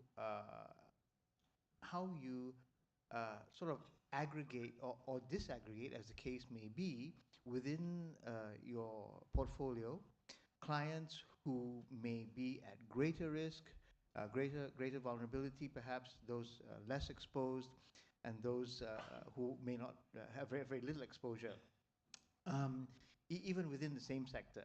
So you might have the same type of factory, maybe it's an E&E factory in an area that's not vulnerable versus slightly vulnerable versus one.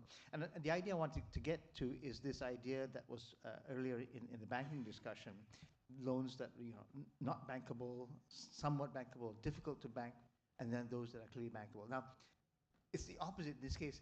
If you have low risk, then you might not want insurance at all, and the insurance companies might not be interested in it because it's too much paperwork for the premium, which might be too low. So where are these breakpoints, and what kinds of information do you use to apply to your portfolio to engage with your clients about who falls where, and later on next we'll move to about what I can do to move maybe from one category to another as a client. Perhaps we could begin with Junior? Sure. So as an insurer, there's a couple of things we look at. One is the underwriting guidelines, so things that fall within risk appetite and things that do not. So things, for example, coal, we have a clear stance. We do not, we walk away. So there are clear delineations of things that we choose to do and not do. Now, there are risks that we do work with our clients, and when we do that, there are three services that we offer. We have something called Zurich Resilience Services. This idea is to help clients in their transition or to be aware of the things that they need to do to move into that transition. So that's a separate service that we provide. It's not an insurance product. It's an independent service that is provided, and I'm sure that Aon and Swiss Re do have similar services. I think for when we are looking to assess risk, there are a couple of things that we do, right? One is the flood data, as an example that the panelists have talked about, are accessible where we assess the likelihood and the risk profile of that. And that will then be in such granular detail that to the postcode, we're able to, at least at an address, we can see what that exposure is. But there's another element of doing site surveys, right? So you would visit the site surveys to assess to see whether they have appropriate measures and make recommendations of how they could protect themselves better in the event. Because sometimes the data will present historical, and there are some predictive models, but as we all know, it's very unpredictable in terms of where it may happen. So we want to make sure that if the data shows predictability, how do you become well prepared? So we offer those types of service, and then in aggregate, then give that advice that we need to support. Now, that's the first aspect of providing protection. I think as an insurer, why do people get insurance? They want to make sure that we're able to deliver on the claim at the time of an untoward event. So the other thing that we do look at is what are the measures that we need to do to simplify the claims process for something as simple as SMEs to as complex as large corporates, especially when these events do occur. So the other thing that we do look at is how do we make sure that that customer experience is much more in tune to the needs of that customer at the time or that moment that crisis occurs. Thanks, Brad. Yeah, so I guess it's a little bit different for me in that place because as the role of a risk advisor, we're not necessarily carrying risk. But I guess it's a critical part of what we do is to help communicate and help to justify what we talked about here in terms of information that's flowing through. So if we're trying to understand flood risk, for instance, we will analyze a portfolio and we'll take a look at it and say which areas are flooding and why, and what's the nature of that to the particular portfolio. Is it a particular type of risk? Is that information being represented correctly? Is there something better we can do about this? Is it relevant within the context of the model that we're using as well, which is very important, because if a model is not designed relevant to the risk that's localized in terms of the context, let's say Malaysia, then you might be looking at information that's incorrect. So understanding the impact that the information is very important. The old saying, data in, or garbage in, garbage out, in terms of how you use the information is critical, particularly in this place. So we do a lot of work around understanding that and making sure that the information that is used and communicated is relevant, because it's very important, because all the decisions are based off that. So that's probably one of the key areas. The other aspect too is we're seeing, on a number of angles, the frequency of things increasing, particularly around flood. Companies are looking to take that information in-house and understand it and use it in the way that Junior was saying in terms of how do I underwrite this risk? Is it an area which is going to cause me a problem, or am I pricing it accordingly? Is the coverage relevant for the person? Is there something they can be doing that will then feed in and change my holistic portfolio view? So that's another area that we're seeing an increase in particular. Thanks, Brad. Anything else to add, Dev? Yeah, I think maybe I'll add a couple of dimensions. So what we start to do is for every client, think of a Google Map version of a digital twin of their portfolio. We help them build their portfolio to really identify which are your vulnerable sites. So they can really understand at each asset level what is the expected loss that we are, based on probabilities of what's the likelihood of a certain event to happen. And that starts to then drive action, right? Because you are going to put a higher weight on if you start to see actually this location of mine is driving my insurance premiums more, and maybe I need to take more risk engineering actions out there. We need to do all of those. So we really start to help clients understand that. Clients who start to go into areas like renewable energy, they want to go into solar, then they start to realize that hail is an issue. And then how do we really, act for it? Clients who go into offshore wind, there's so much know-how that insurers have from their learning of the various losses and events that have happened. So when clients are actually scaling up or getting into new areas or starting to come up with new investments, we play the role of really partnering with them in bringing this risk knowledge that can be translated into a lot more resilient asset or a portfolio that addresses the climate issues. Similar to banks, there's another thing which we've done. At Swiss Re, we really committed to the net zero by 2050. So we've done it in two ways. First is on an operational basis. By 2030, we would be net zero. And from an underwriting portfolio, we will be net zero by 2050. And we've already started to implement that. So similar to what we heard in the banking panel, we have like thermal coal. We are not supporting that. We are transitioning. So each of the underwriting portfolios needs to align with risks that are coming in from corporations which are also on that net zero path, else they would not be in the portfolio in the future. So we've really taken a very similar view to banks, and in fact, we kind of lead the way when it comes to insurance, because we feel that we need to play as insurance capacity, a key provider, also shape the way that the adoption of more greener transition and a just transition happens quicker. May I get a clarification of it? When you speak about your clients, are you referring to the insurance side or the reinsurance side? Because it seems to me that your clients would actually be insurers. And is it the insurers that are going into this? And perhaps expand a little bit on how you share data between the reinsurer, yourselves, and your insurance clients, your insurer clients. Yeah. So I today represent the corporate solutions side of Swiss Re, which is the direct insurance arm. So for us, clients are really the large corporates of the world. We have close to more than 12,000 large corporates across the world that Swiss Re Corporate Solutions insures. There is also the reinsurance arm of Swiss Re, which works with the likes of Zurich and many others. But at the same time, when it comes to risk knowledge sits at a group level and it's shared across. But when it comes to underwriting information, that there is a Chinese wall, so we don't get to see and do share that or look at it. But the learnings that come when it comes to understanding of what what's the probability of an event happening in a certain place, from a hurricane risk or a flood risk or an earthquake, all of that is available at a group level, and it's same and it's shared across the organization. Right. Thank you very much.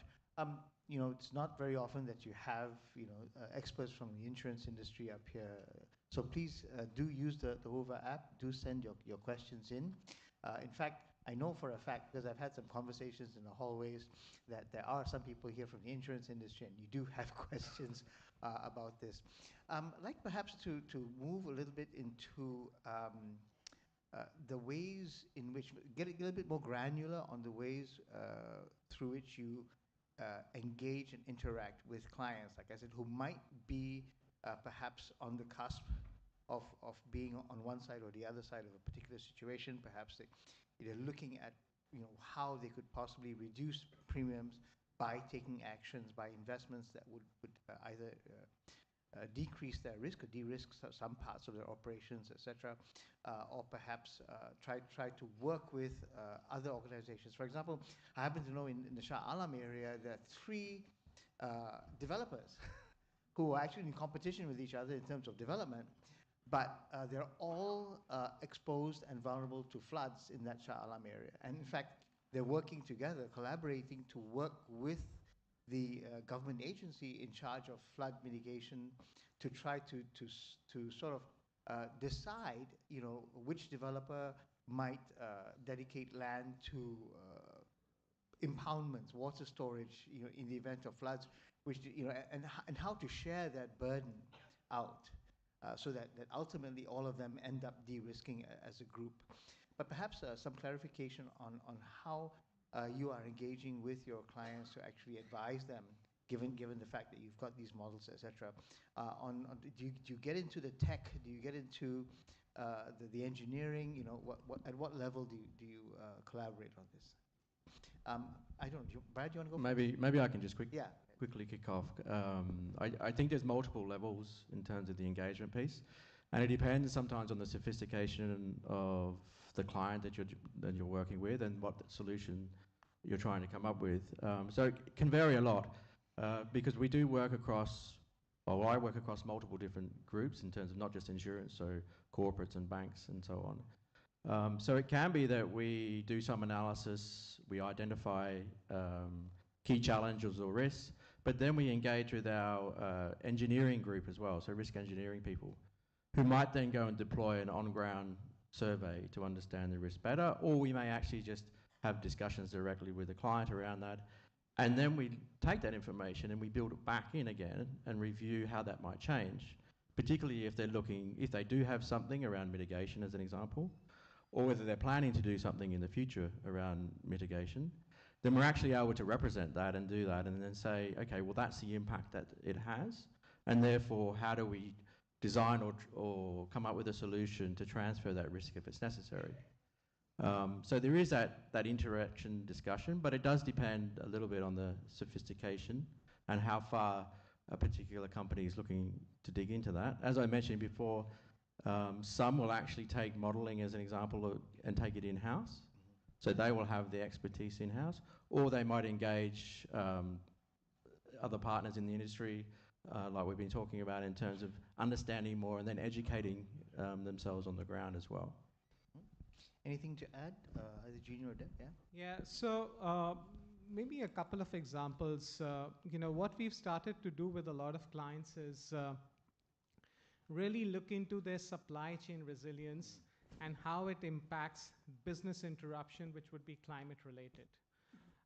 Because we've all, throughout the COVID pandemic, realized that supply chain resilience has been a concern, but really now starting to look at supply chain resilience from a climate perspective, and start to tell them where in their portfolio lie vulnerabilities that they plan for.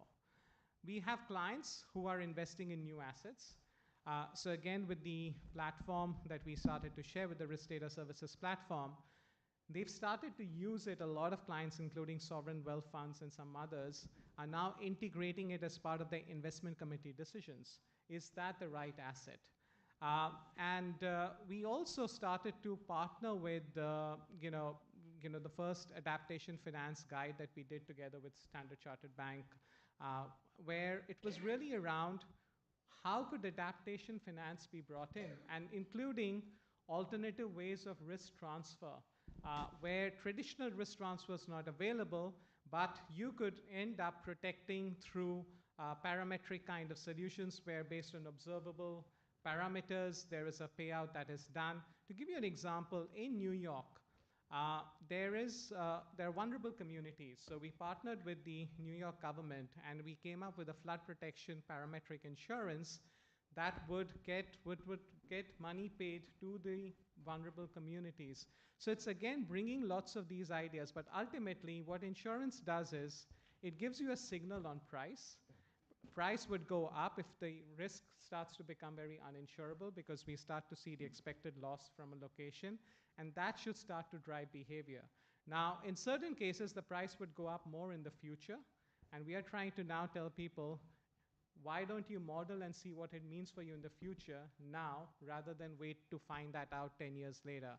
So, and there are proactive boards who are trying to identify vulnerabilities in their portfolio, and then there are others who are more doing it as part of their regulatory requirements that are driven by some of the regulatory reasons.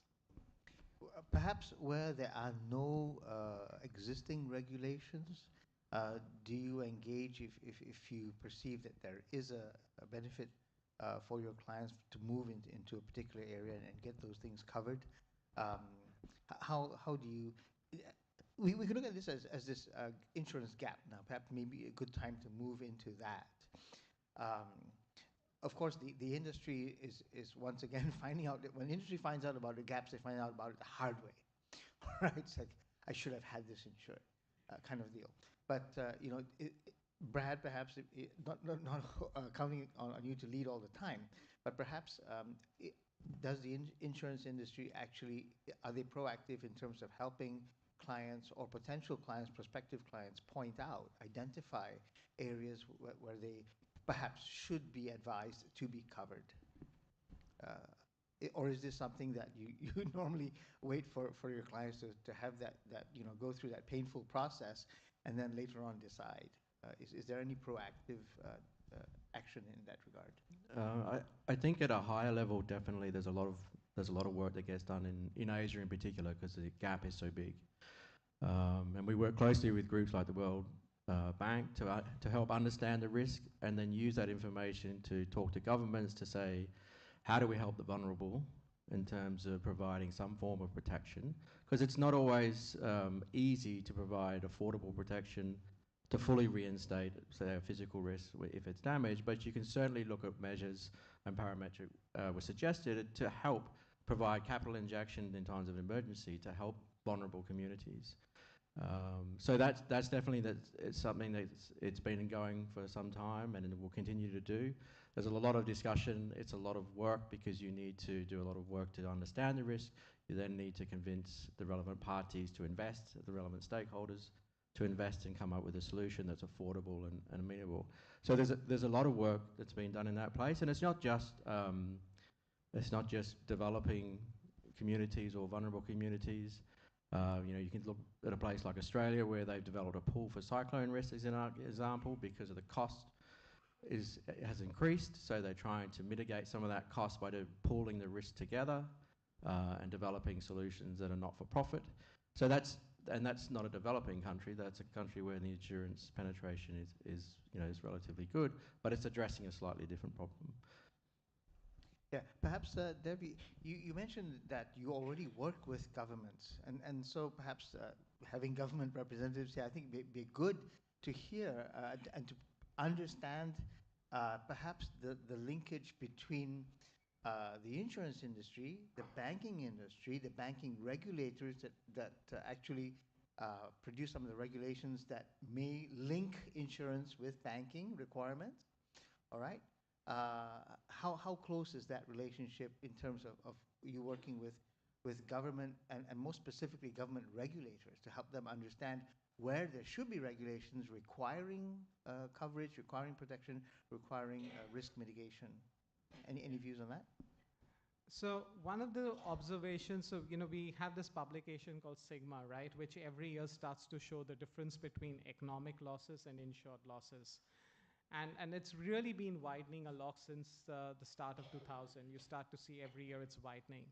And one of the things that Swiss Re did back in 2010, we were the first major reinsurer to form a team dedicated to public sector, which was to work with, whether it's the multilaterals from the World Bank to the IFC, to the ADBs, to the local banks, to many other state institutions.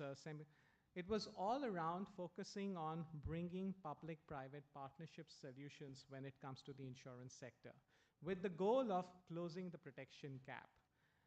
Because we believe that is so important. And this team has really been at every major forum trying to show what the vulnerabilities are there, how you can protect. I personally, back in almost 2013, worked on, we did the NatCat swap with the World Bank to protect the Pacific Islands. So there was, if there was a major hurricane or a certain flood event or an earthquake, there would be a payout that would be made available, and that would be available to really help some of the most vulnerable communities. So there are a lot of these solutions out there, including now we've even supported a pandemic bond as well, to start to give you a flavor. So it's an area where we take very seriously. We've put almost a pretty big team globally around it to bring all of Swiss Re's expertise. And we believe it's not just Swiss Re, we really need an entire industry-wide effort. So that's where the Aons, the Zurichs, and everybody else is invited, and they all are participating in many of these transactions and opportunities. But we believe that this is a space where more needs to be done to really close that protection gap. Anyone to add anything to that? No, I mean, it echoes for us at Zurich also.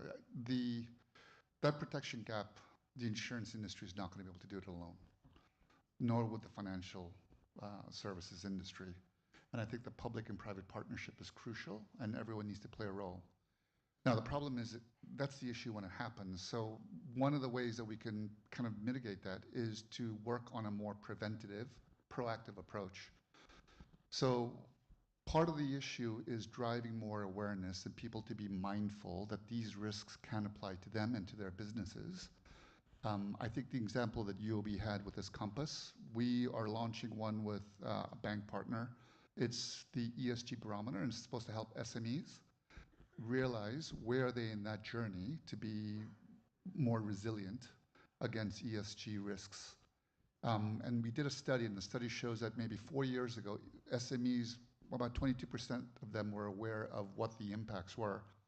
In the latest study, it's now up to 80%. So the more that we can do to help drive more awareness so people can take more proactive actions to prevent any of these scenarios or scenes happening to them would help address some of the issues that we're seeing with the protection gap, right? In addition to the public and private partnerships. Well, thanks very much. I see 5 minutes remaining on the clock, and I'd really like to give the audience an opportunity to interact directly with the panel. Any questions from the floor? Please, go ahead. Yeah.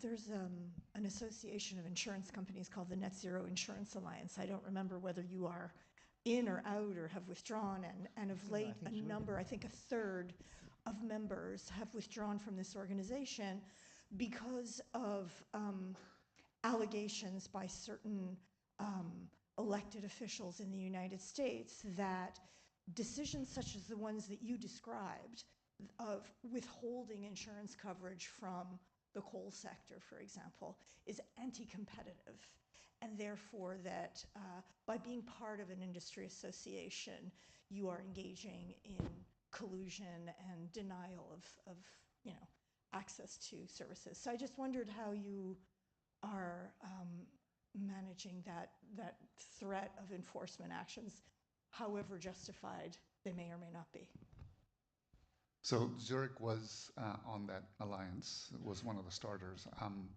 And regrettably, we did have to step away based on legal advice on the implications of the threats you've talked about. So that's a reality. However, it does not diminish the ambition that we still have to play a role. So we would still be active in playing that roles in the jurisdictions that we operate, and also making sure that we have a global approach, but also a hyper-local, kind of localized mindset. So, and those are the challenges that we have, and this is why I think governments need to play a more active role with the industries to helping to open up and remove those threats or barriers so that we can be more productive in making the impact that we can do as an industry. But yeah. Anything else to add? Yeah, so Swiss Re was also part of that alliance. We no longer are part of that alliance. But more importantly, it doesn't change our net zero commitments. I think we believe in it. It's our mission to partnering for progress to make the world more resilient. And we are very transparent around the policies, whether it's an oil and gas policy, whether it's a coal policy, it's out in the public domain. We openly talk about it. We explain how we look at it in our underwriting portfolio, the rationale behind it. So we believe that there are actions that we need to take as an organization to make the world more resilient and to be on that net zero path. And that is how we drive our actions. Nope. All right, the next question, we have someone. Yeah, go ahead, please, sir.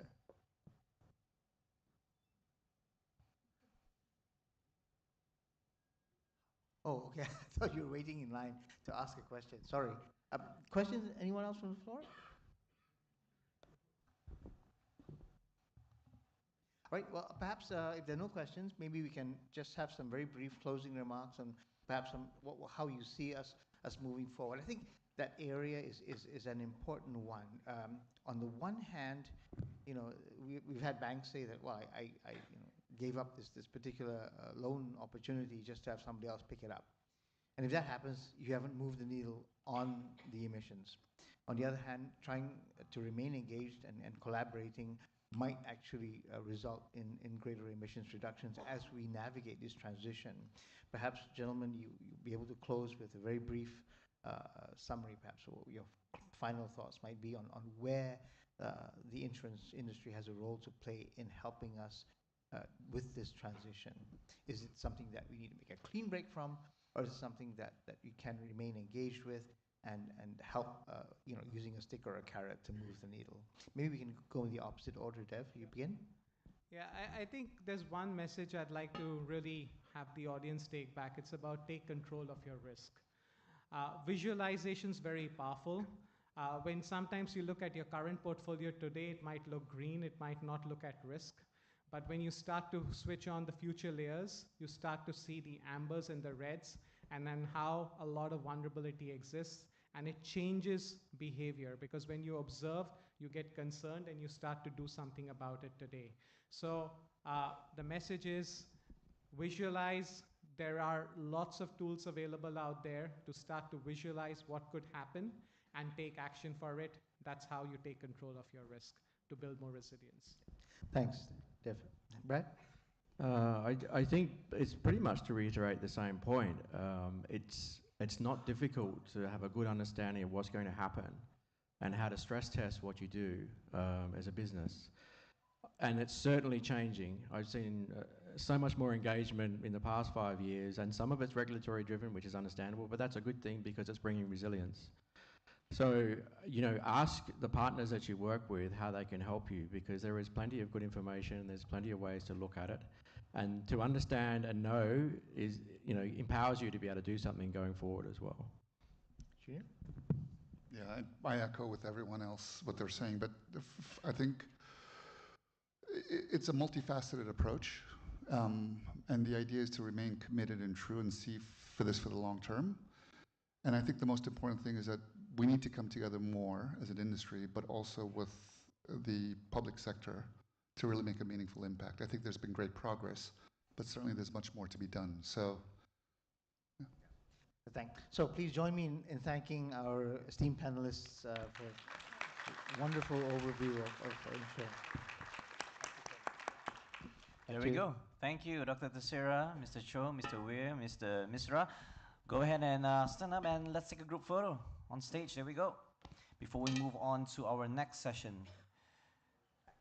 Wonderful session indeed. Now, of course, as mentioned, ladies and gentlemen, we do realize that there are some questions via the WOVA app, but again, we will do our very best. The panel and also the speakers will do their very best to address those questions. But if they happen to miss it out, don't worry. You may find some chance, find some opportunity to meet up with them and forward your questions directly to them. Now, ladies and gentlemen, moving forward, we have a brief message to be shared by a special guest. But before that, Yang Berbahagia Dato, thank you so much for taking the time to join us here today and gracing our event here with your presence.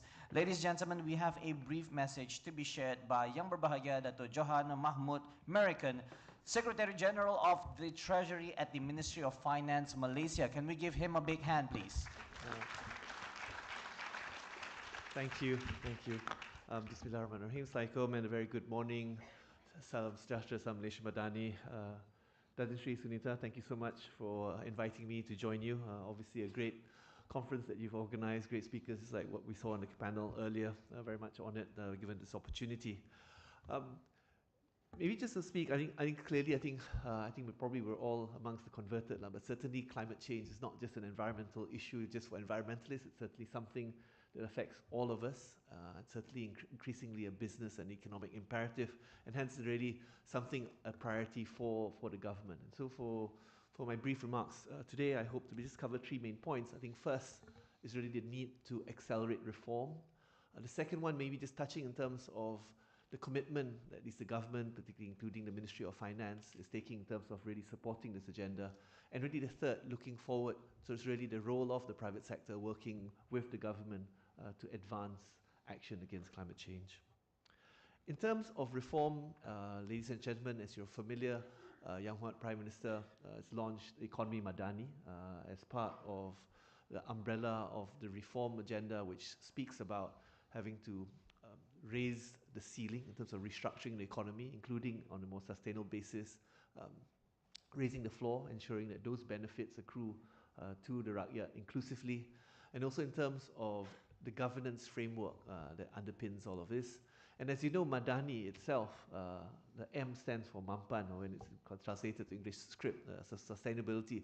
So it shows you how it's top of mind for the Prime Minister, having sustainability as a key anchor for the reform agenda.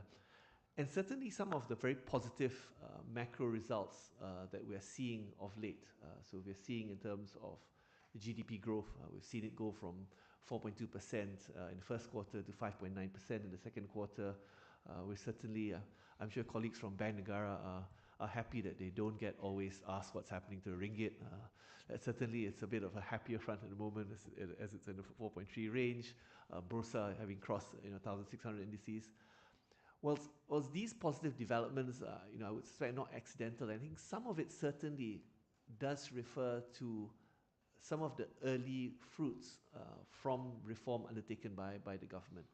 Sometimes I think the government has been a bit less than popular, whether in terms of fiscal reform, committing to a consolidation of our fiscal deficit.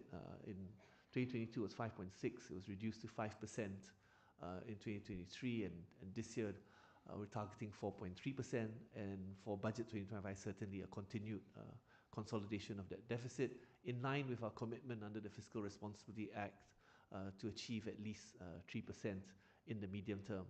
But closer to the topic of sustainability, the government has also undertaken an approach of targeted subsidies, starting with electricity, water, and obviously most recently this year on diesel. And the approach taken really, for example, in terms of electricity, is ensuring that those larger organizations, homes consuming high amounts of electricity are paying much closer to the market price, whilst the government continues to provide assistance to lower income and lower consumption, whether businesses or homes. Similarly, the approach taken on diesel was to then take the diesel pump price from where it was at 215 ringgit per litre, right up to what was the unsubsidized price of 3 ringgit and 35 cents per litre back in June. Obviously, since then, oil prices have come off a bit, and we're, right now at 316. But the point was to take the pump price right to market and providing the right market signals. Certainly, when some ask me about carbon taxes, it's very difficult to talk about carbon taxes when we effectively have a negative tax on fuel, and certainly that was part of ensuring that it was at market price the right incentives, but at the same time ensuring that we protected the poor by having some cash assistance for individual car owners, and also in terms of providing some assistance for logistics to ensure that the cost of goods were not unduly affected. But certainly the belief is that through this action of reforms, whether it was the fiscal consolidation, and certainly in terms of the action taken on subsidies, that certainly has improved and increased business confidence, investor confidence. MITI reported that for the first 6 months of 2024, approved investments had achieved 180 billion, an 18% increase over the corresponding period last year.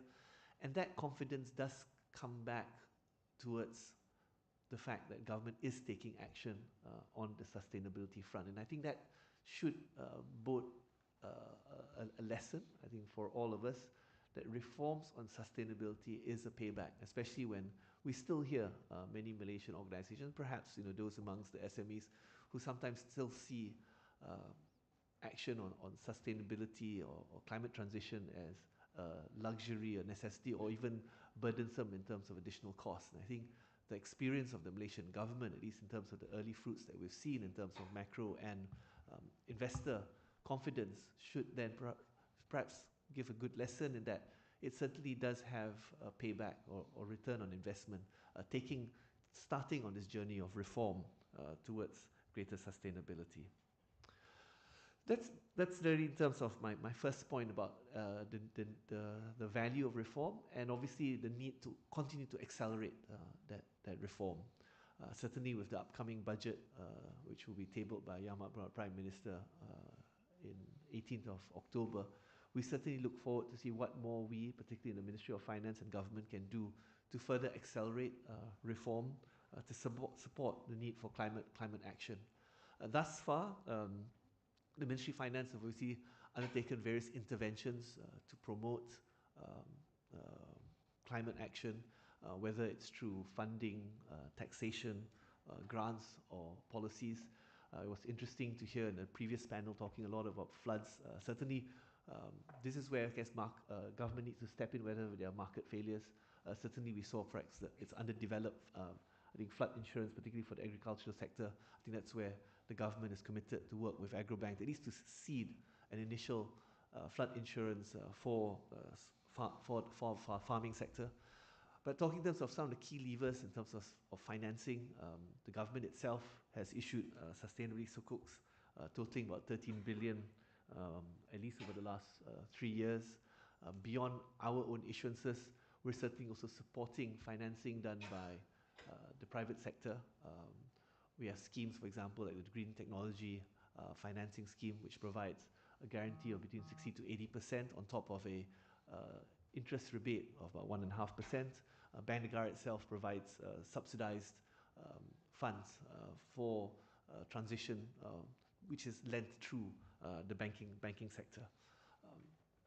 In addition to that, Ministry of Finance also introduced a government green procurement policy, perhaps still in its infancy, but at least we're happy to note that we've thus far already achieved at least 1.7 billion worth of procurement under green products and services. In terms of tax, we obviously have introduced a certain number of tax incentives, the green investment tax allowance, green investment tax exemption, for example, even facilitating for companies to adopt solar energy for own use, whether it's for more sustainable green management, waste management. And in terms of also, I guess, some of this room probably also benefit from the tax exemption on EVs, which again is part of recognizing that's a key sector for emissions. But beyond what we can give out in terms of whether it's financing, tax incentives, one of the areas that we look forward to in Budget 2025 is also certainly how shall we deepen partnerships. There are various areas we've initiated partnerships. One area is at least introducing in 2019 what we call ecological fiscal transfer, ensuring that part of the grants that are given to the state governments are tied to sustainability efforts being undertaken at the state level, and we've consistently been increasing our allocation under our ecological fiscal transfer to the state governments. Another area is the collaborations with United Nations in terms of some of the seed projects, pilot projects that we're undertaking. I think Malaysia is very blessed that we have beautiful tropical island and we have wonderful resorts, but we still have resorts owners who are just operating perhaps less sustainably, in terms of open burning of waste, or even just having the waste being floats right into the sea. We were then piloting with them, what can we do which perhaps partners with communities, partners with business owners that promotes sustainability, and if successful, we can scale up. And these are areas that we're keen to do, working with partners, whether in the private sector or a civil society. And I think it's on that note, to transition maybe on the third area which I wanted to touch on is in terms of the role of private sector and working together. Certainly in terms of engagements, we know that there are certainly huge requirements, such as in terms of to meet the needs of the NETR, the National Energy Transition Roadmap. It's estimated that even up to 300 billion will be needed by 2030 to meet the needs. This is where the Ministry of Finance, particularly it's a focus area for Yang Berhormat Minister of Finance too, to initiate a focus by the GLICs, or the government-linked investment companies. They've announced a commitment to invest over 120 billion over the next 5 years in domestic direct investments in strategic areas, and certainly one of the strategic areas is energy transition, not just in terms of increasing renewable energy capacity, but certainly there's a lot more of investments are required in terms of reinforcing the grid to support such a transition. Beyond what's done, by the likes of TNB, as many are aware, Petronas through Gentari has also increased its commitment investments in renewables. And I guess there's a lot more that can even be done just to even promote renewable energies among households. With the falling prices of solar panels, increasingly solar on rooftops are becoming increasingly viable. But are we in government, in private sector, sufficiently responding in providing the due incentives, whether it is rebates or tax incentives, or even the fact of financing, given that sometimes impediment would be the upfront costs required to put up solar on rooftops. But these are areas that we hope to look forward for partnerships. What are innovations that private sector can offer as the government-linked investment companies are committed to increase our investment, particularly in supporting whether it's public-private partnerships or just pure investments in transition in order for Malaysia to meet increasingly its goals eventually to be net zero. I trust that Datin Sri will share the key outcomes, maybe key proposals from this conference, and we look forward to perhaps considering and including some of that in our upcoming budget. But certainly it's a journey. We certainly have a lot more that we need to do, but on the part of government, I'd just like to reinforce there's certainly a commitment directly from Yang Mak Prime Minister in terms of the commitment to sustainability in the Madani framework, and which will certainly be reflected in the upcoming budget. And certainly we hope that with that commitment from government, we are able to invite, collaborate and partner with private sector towards ensuring that we continue to accelerate reform in this space, given, I think even as mentioned in the previous panel, it's not something distant or far away. It's right at our doorstep. It's happening today, and we need action today. Thank you. There we go. Thank you very much, Yang Berbahagia, Secretary General. And ladies and gentlemen, we will now be taking a 10-minute break. Once again, a 10-minute tea break. So go ahead and enjoy the refreshments outside at the foyer. But please return in 10 minutes' time. Thank you very much. We'll see you soon.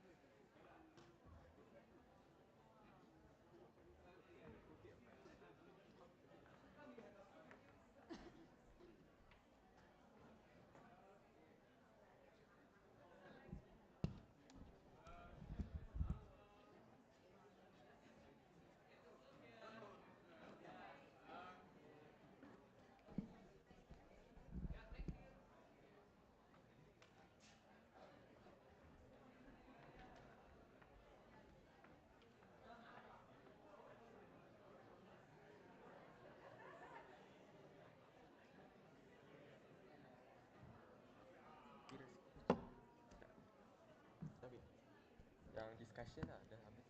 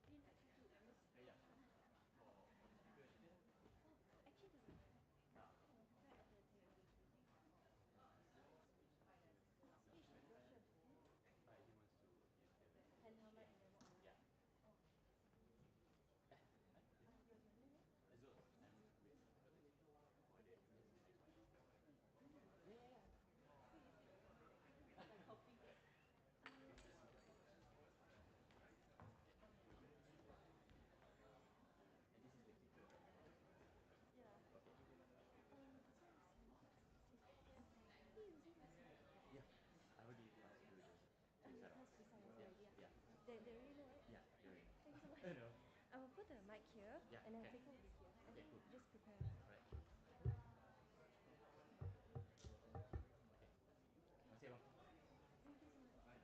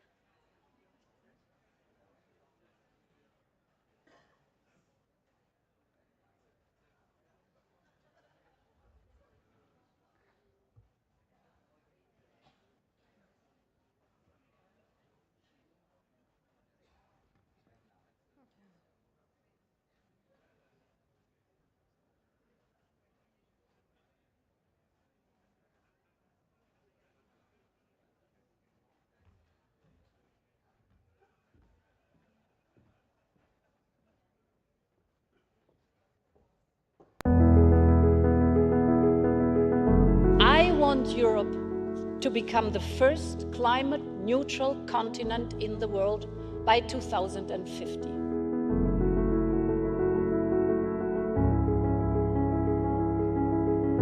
European Green Deal could be a cornerstone for changing our politics, changing.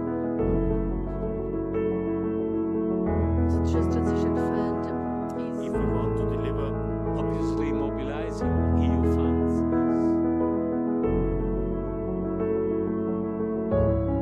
reconnect. That's exactly what we want to do. Most importantly is the works which are going to be done.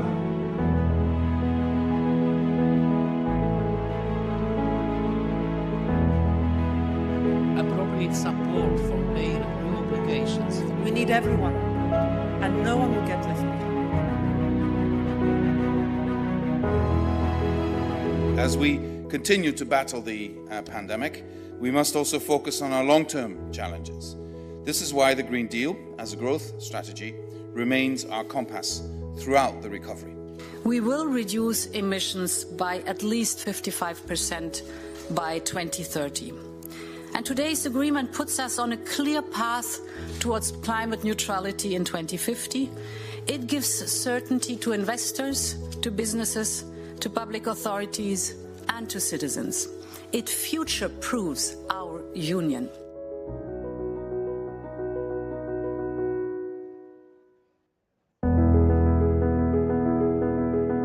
I want Europe to become the first climate neutral continent in the world by 2050.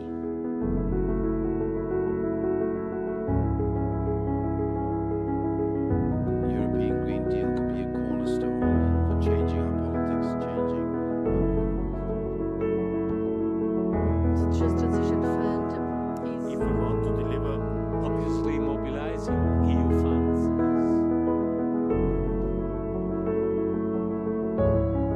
reconnect. That's exactly what we want to do. Most importantly is the works which are going to be done.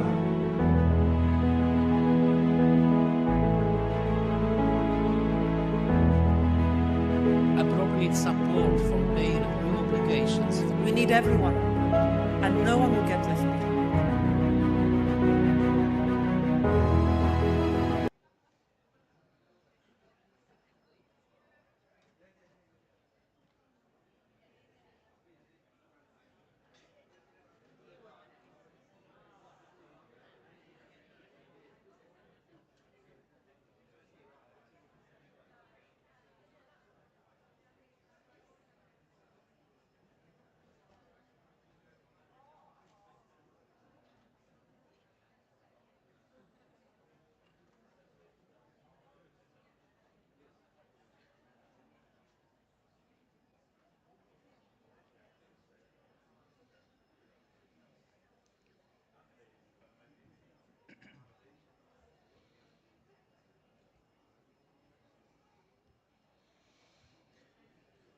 All right, ladies and gentlemen, if you could kindly inform your colleagues to rejoin us inside the auditorium. We'll be starting our next session shortly.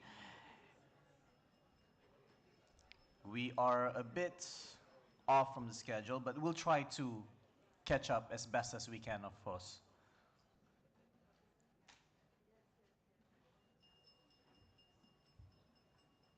Hi, Philip. Sorry? Oh, we are now supposed to be at 11:30. So, yes, correct. You are going to do that? No, that's not. Yes, it will be per session like this. And then this, yes, correct. Yep, and then lunch. So you will lunch at most probably around 1. Yeah, similar to yesterday. Because I am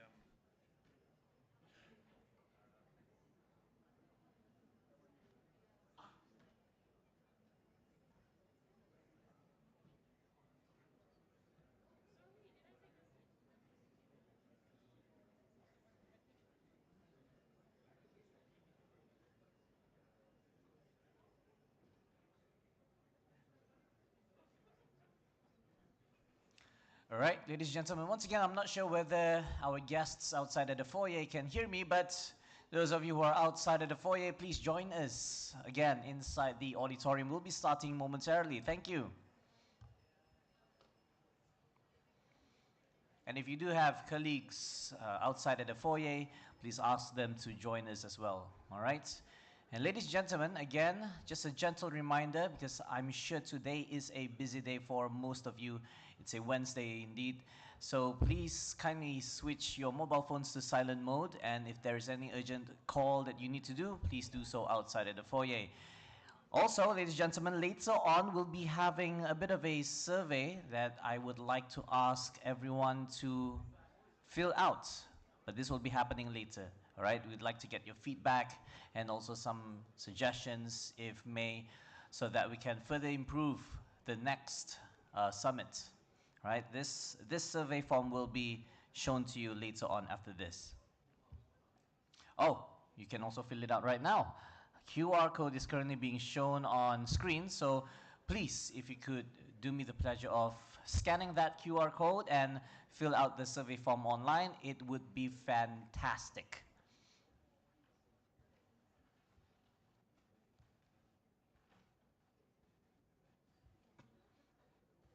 All right, ladies and gentlemen, I believe most of our guests are here. As I'm inviting our next speaker on, we can just still leave the QR code on screen for everyone to just fill out the survey form. And ladies and gentlemen, without further ado, allow me to introduce our next keynote speaker. Our next keynote speaker has more than 25 years work experience. She is the Senior Country Operations Officer of World Bank Malaysia for the title Economic Consequences of Climate Inaction. Ladies and gentlemen, please welcome Tan Mei Ling. Let's give her a big hand.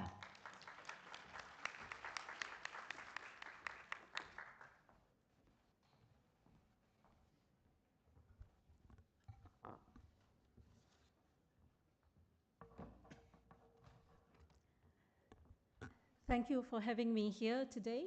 And it's my pleasure to share with you my presentation slides today that's entitled Lowering the Resource Curve, Making Development Work for People and the Planet. And we see many times it's the reverse. It's the people and planet that is working for economic development growth.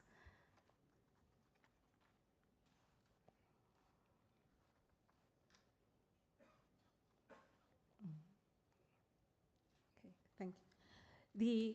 As this slide shows, and this is quite a powerful slide, because it shows that whilst the global population grows, GDP economic growth, but the material footprint, which is the extraction of raw natural materials out from the raw materials, is actually growing at a higher pace than global GDP and population growth. As you can see, if we continue on this upward trend, it's not sustainable. Is it possible to decouple material footprint growth from economic growth? And here, perhaps, like to share that we can do this.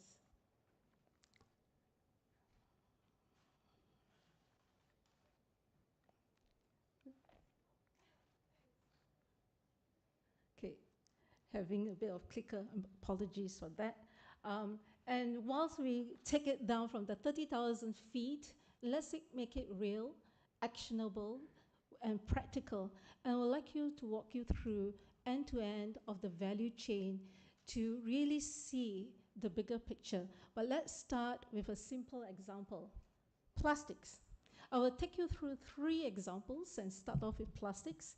And here you see is a picture I took in 2018 in a popular picnic spot in the weekend where there's lots of locals and that's lots of plastics and rubbish that's being thrown. And what's horrifying is to see that people are immune to the amount of plastic waste. They are immune.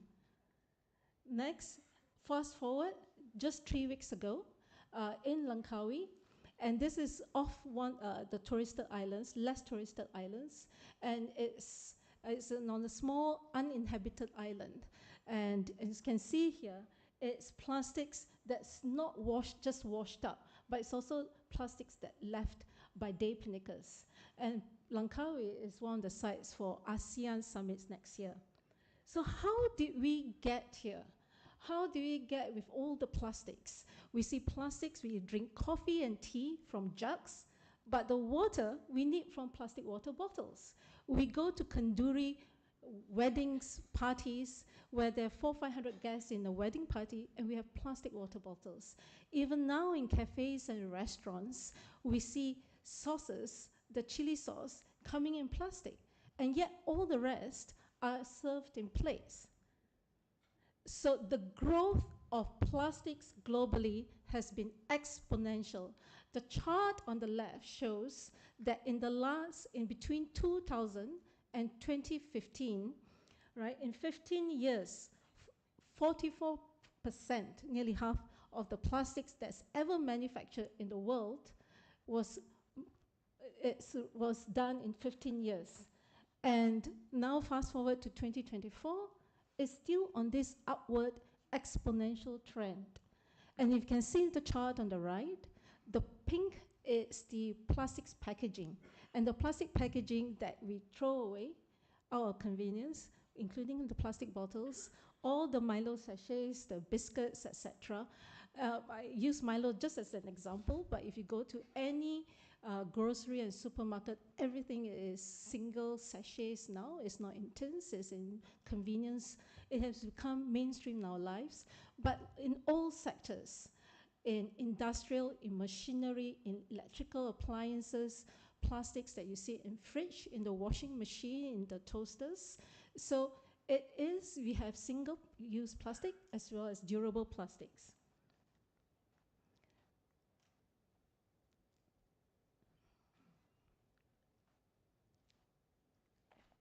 I do need to get sorry. Okay. Where is this plastics, and why is this crisis more important for Malaysia? As you can see the chart on the left, 2010 is old data, but it's still very interesting and important, because in Asia Pacific, China was the highest. And before China constituted the ban of 2018, because they couldn't handle the overwhelming amount of plastics on their shores, so they had the ban. And guess where all the plastics waste went to? In Southeast Asia. And in 2025, it's projected that ASEAN will have the largest share of mismanaged plastics. And that's just next year. So you can see the plastic pollution problem is hurting our economy, ecotourism, in fisheries, in our health. Now plastics, microplastics is found in mother's breast milk. It affects climate and biodiversity.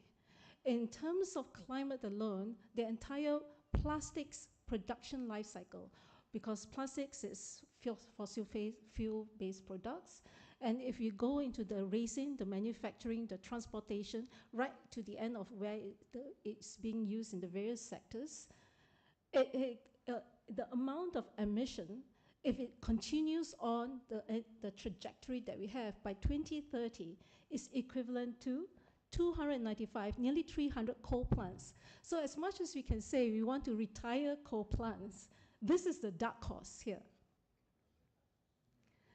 So let us segue now into energy. Right, and I like to use this because I find this inspiring and motivating, because we have a country, UK, that from 1970 until 2020 here, that the actual consumption of energy actually has reduced. And this is despite that their population has grown 20% and their economy has tripled in that same period. So they managed to reduce their energy consumption, and therefore their per capita emissions even has reduced even greater. Other countries have also done so, developed countries have also done so, as you can see from the chart on the right. And we can see there are various factors. Yes, there's a shift from manufacturing to services and to less energy intensive industries, market pricing, heavy investments in renewables. In UK, there's now 40% of the energy mix is renewables. But it's also, they have energy efficiency in their building materials, in the way, and also the way they live. The consumer behavior is, there's a high education level. In the city of London alone, the last couple of years, it's now, there are more cyclists in the city than there are cars, buses, and other vehicles, trucks and all that. So actually there are more cyclists. And so the progression of their journey towards lower energy consumption has been gradual but progressive. So let's look into Malaysia, right? And let's have a better look. We talk about energy and we think it's oil and gas, but really what does it really mean so that it becomes more specific and actionable? In Malaysia, the growth of energy since 1990, in this chart to 2018, is 6 times. So it's on a trajectory from 10,000 kilotons to 60 over 1,000, right? And the types of fossil fuels here that you see is petrol and petroleum products.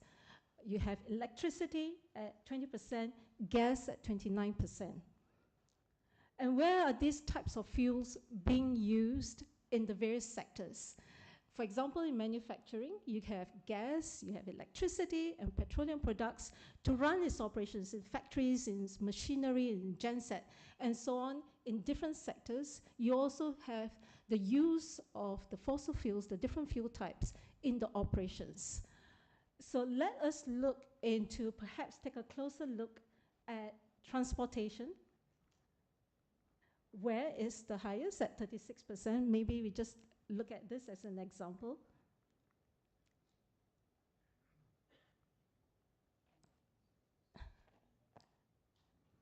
And they did tell me to make it higher, and sometimes height has a certain disadvantage. So, so here, and if you look at transport, Malaysia has the dubious honor that we have the highest vehicle per capita in ASEAN. In 2021, there were more vehicles than the population of Malaysia. And in 2023, last year, when I checked yesterday, that 2022, 2023, 23 was the highest ever growth rate, sales, new vehicle sales. So we are adding more and more vehicles on the road, whether it's ICE or whether it's EV, we are still at the end of the day adding more vehicles on the road.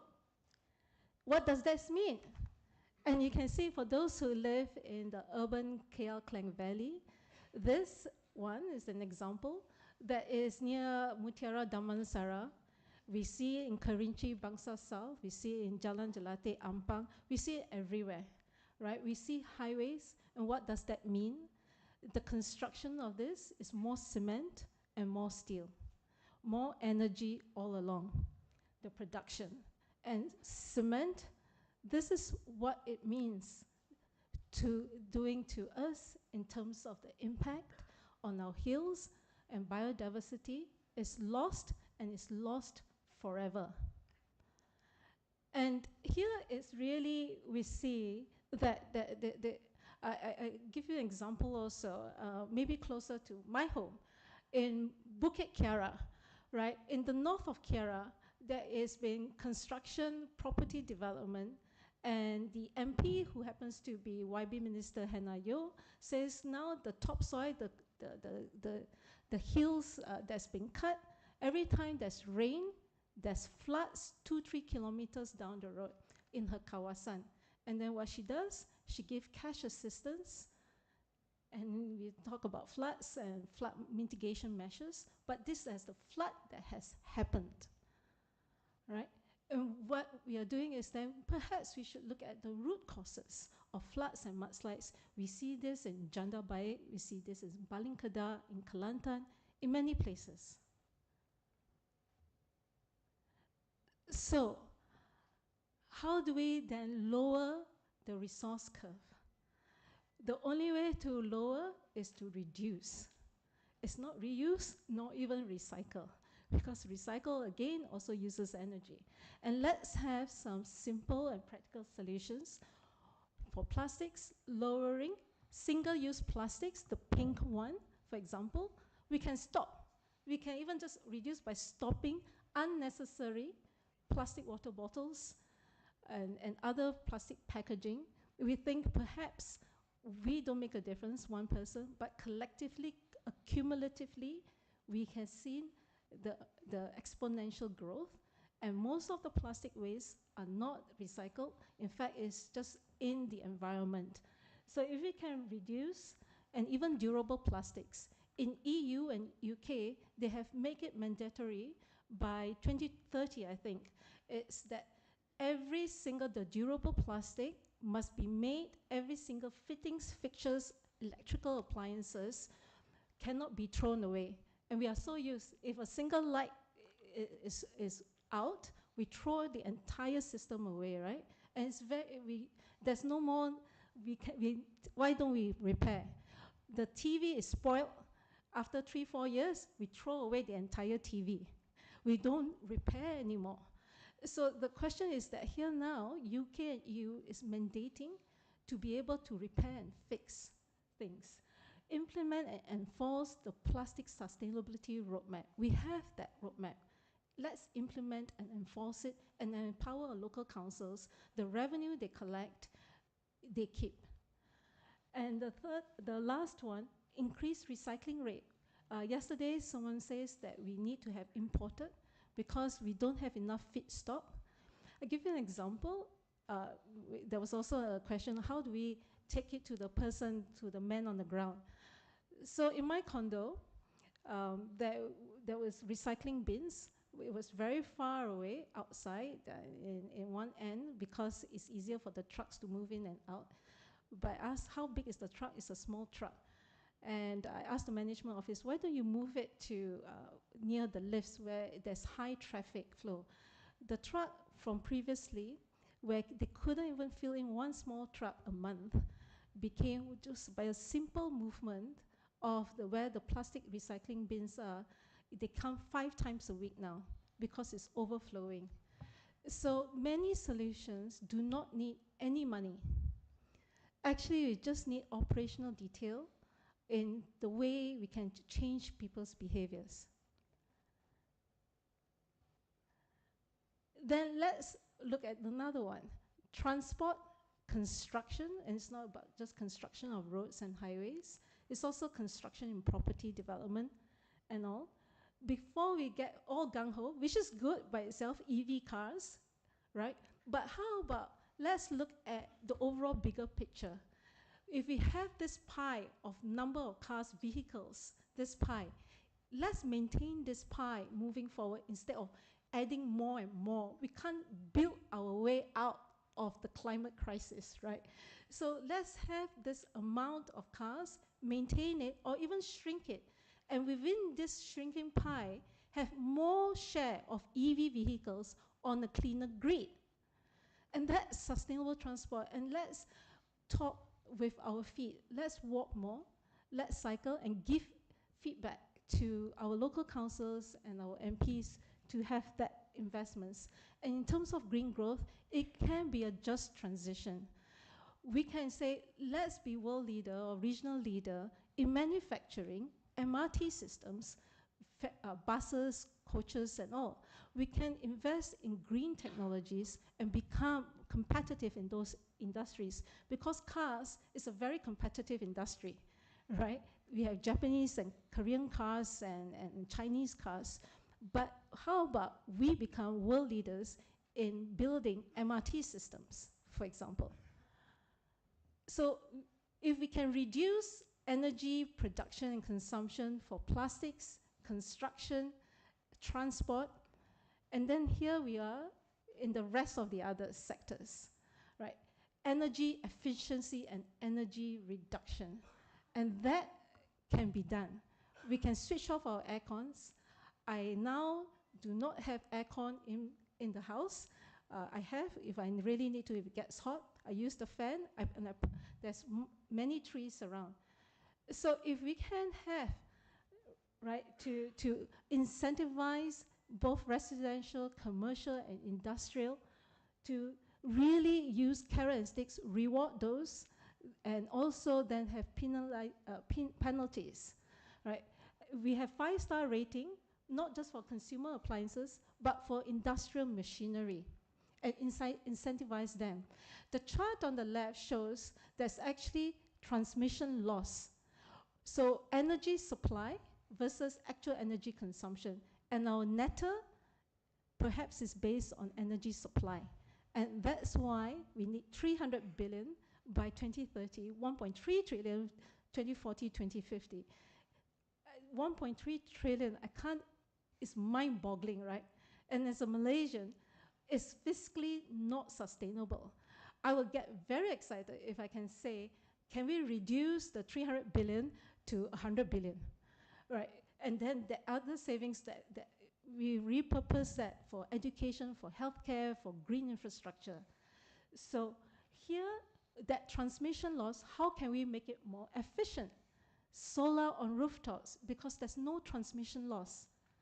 So if we can incentivize commercial buildings, condos, urban, Malaysia is 80% urban, to have solar on rooftops. This efficiency, the consumption, we already 1/3 down in terms of our energy usage, right? And also reduce energy and the urban heat island effect. We have 24 degrees Celsius, and it's not just a number, because at 20 degrees Celsius for the aircon, the energy rate goes exponentially up for every 1 degree Celsius. So 24 degrees is really the optimum. So I stop here to say there's time for action. We can do this. And it's by thinking with both our heart and our heads. Because when we think as parents, as sons and daughters, the conversation changes. It's no longer, it's so expensive, we need incentives and subsidies. We'll ask the question, how do we make it work? How can we work better together? We will have a long-term view versus short-term profits. We can do this, and we can actually do it in a very sustainable way, financially, fiscally, environmentally, and economically. Thank you. There we go. Thank you, Tan Mei Ling, for the sharing just now. And let's jump straight to the next keynote. Ladies and gentlemen, our next keynote speaker leads the Investment Stewardship Division at Permodalan Nasional Berhad with 18 years of combined experience in corporate finance, mergers and acquisitions, strategy and sustainability. So to continue topic investment strategies and decarbonizing the economy, ladies and gentlemen, let's welcome Muazzam Muhammad, Senior VP, Head of Investment Stewardship Division of Permodalan Nasional Berhad, PNB. Thank Over to you, Muazzam. Thank you. Thanks also to Ms. Tan for highlighting, why is it that we do what we do, and the importance of everybody actually championing climate change. And I'm going to switch gears a bit to talk more about from the investments perspective and how we are playing our role against decarbonizing the economy. Thank you also to CGM for inviting PNB to be a part of this conference. It's a privilege to be here today to talk about a very important topic. And in the fight against climate change, the financial sector, as we know it from the sessions this morning, plays a very crucial role in terms of fighting climate change. And the role is equally important for institutional investors like us, like PNB, because we are very uniquely positioned to be a part of this transformation.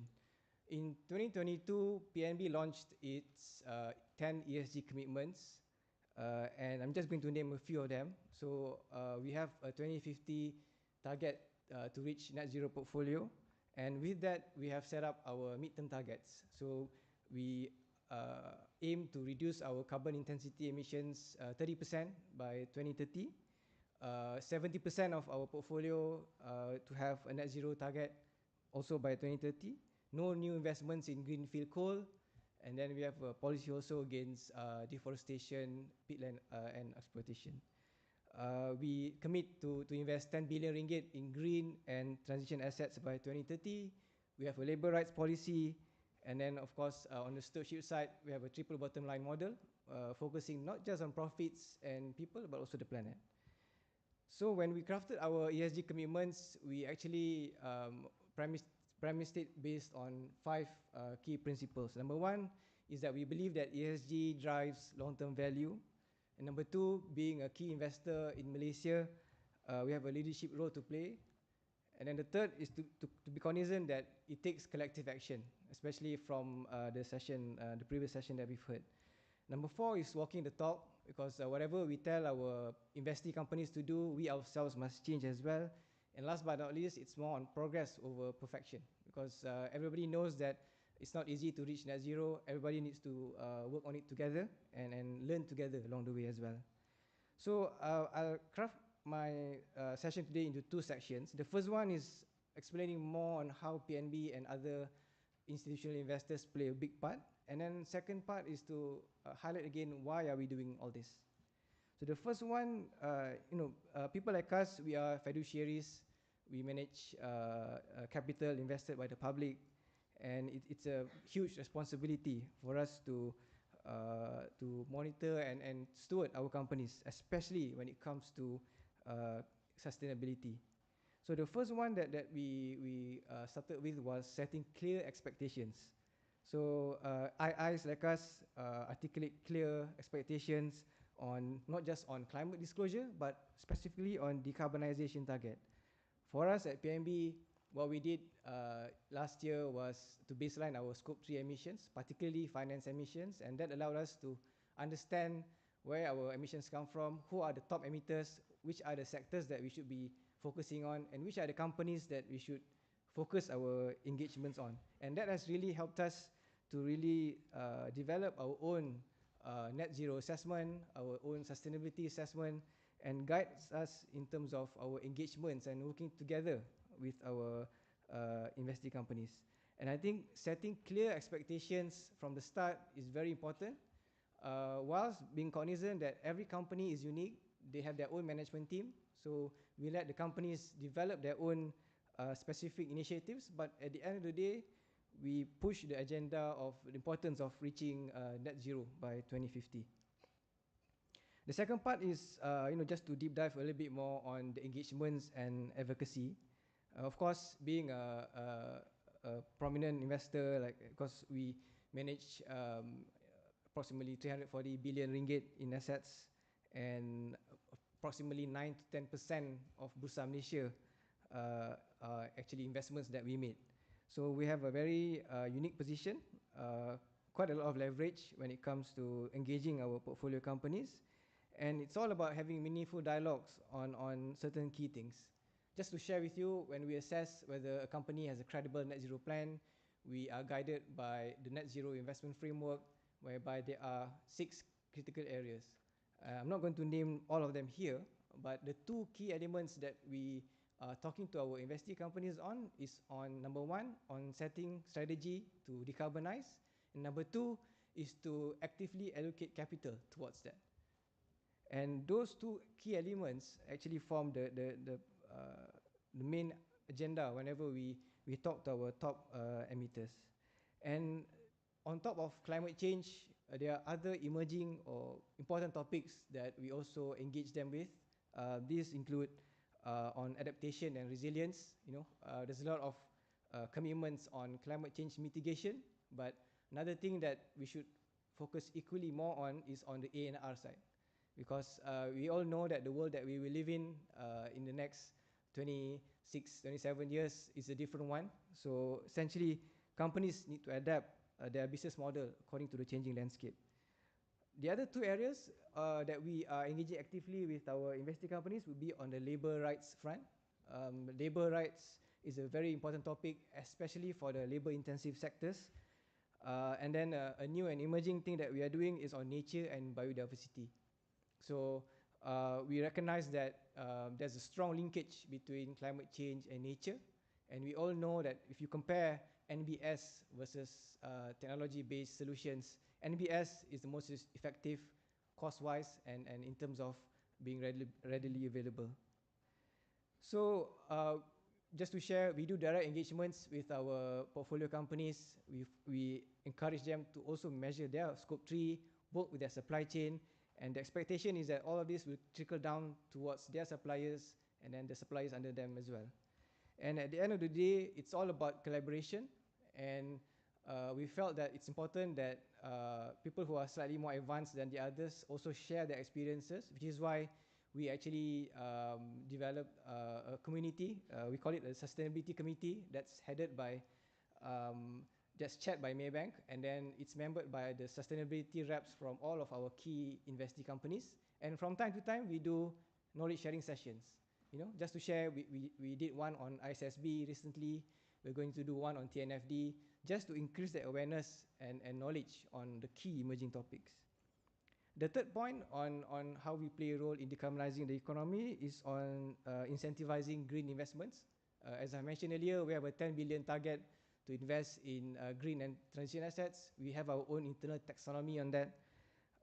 And we are actively tracking against that achievement. 10 billion might sound a little bit small, particularly because our AUM is about 340 billion.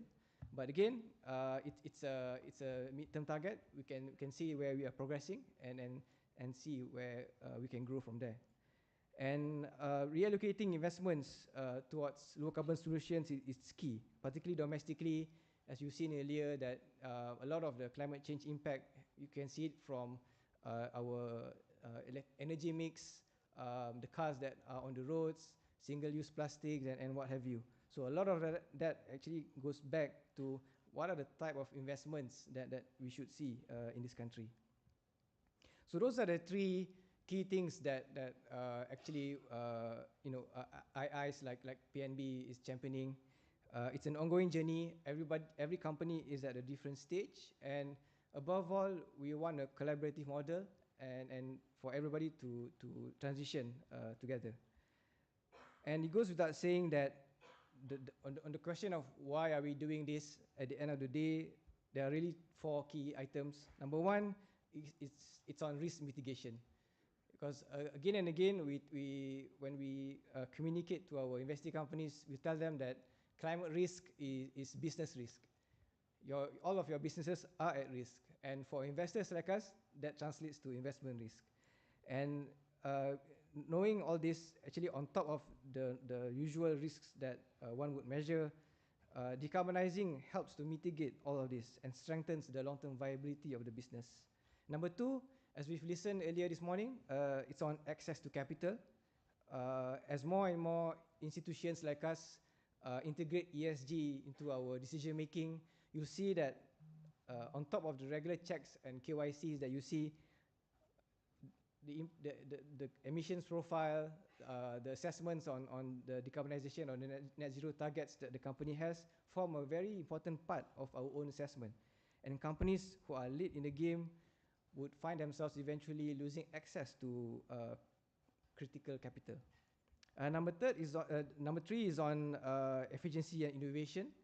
Just to share, as we engage our companies, we notice that some of them actually raise a concern on, as companies embrace ESG, it involves cost, involves time. So how does it benefit them? And again, when you look at the global players, you can see that as companies embrace sustainability, they can actually see a lot of improvements on operational efficiency and also innovation. For instance, by reducing waste, like what Ms. Tan mentioned earlier, companies can lower their operating costs. As you switch to more energy efficient equipment, you will also save on your energy costs, which is why you see the energy usage has actually been going down. And you can see actually companies who has embraced ESG holistically will see that there are other adjacencies within their own business model that they can actually expand upon. So actually, the great realization that must happen is that on the topic of sustainability, it's actually important because the viability of existing the old or the traditional economies is actually going to be challenged, because you're going to see a different type of landscape among the big economies around the world. And lastly is on resilience. Companies who are decarbonizing well will be more resilient, especially on the impact of climate change, whether is it on supply chain disruption, shifts in consumer preferences, new regulation, and even attracting new talent. And it ensures that all these companies are better positioned to thrive in a future where sustainability is not just an option, but it's actually a requirement. So I have 3 minutes left, but in closing, the transition to a low carbon economy is not just urgent, but it's a good opportunity for companies to relook at how they do business.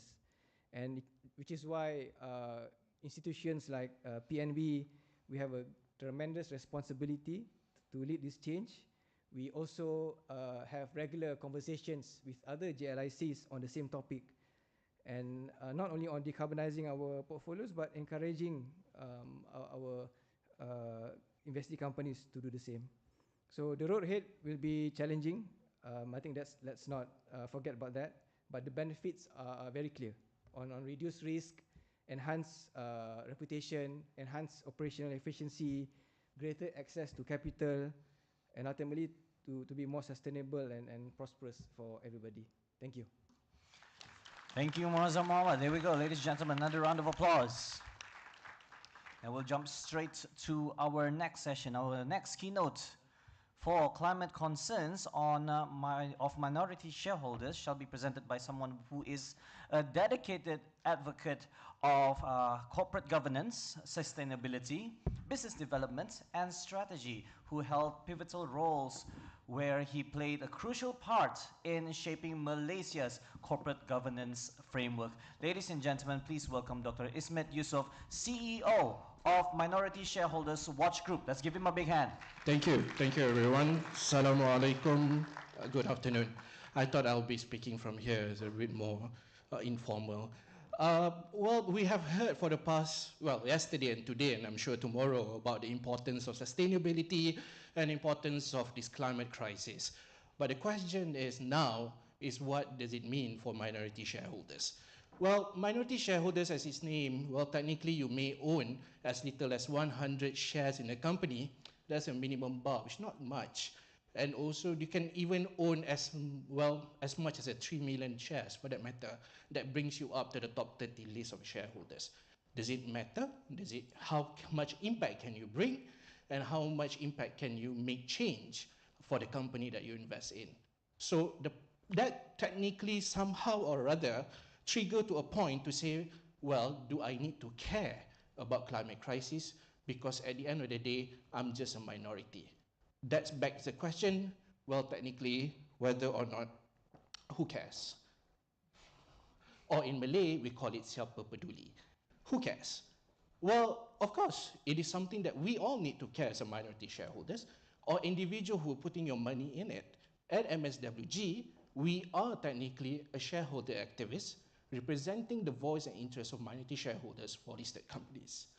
Well, what we do is that we analyze all listed companies in Malaysia, all 950 of them. But what we do in addition to that is that we are a shareholder of about 450 listed companies. Well, that gives us the right to then attend, speak, and vote at general meetings. Well, the 450 companies covers 80% of the market capitalization, and for which it covers across 12 states.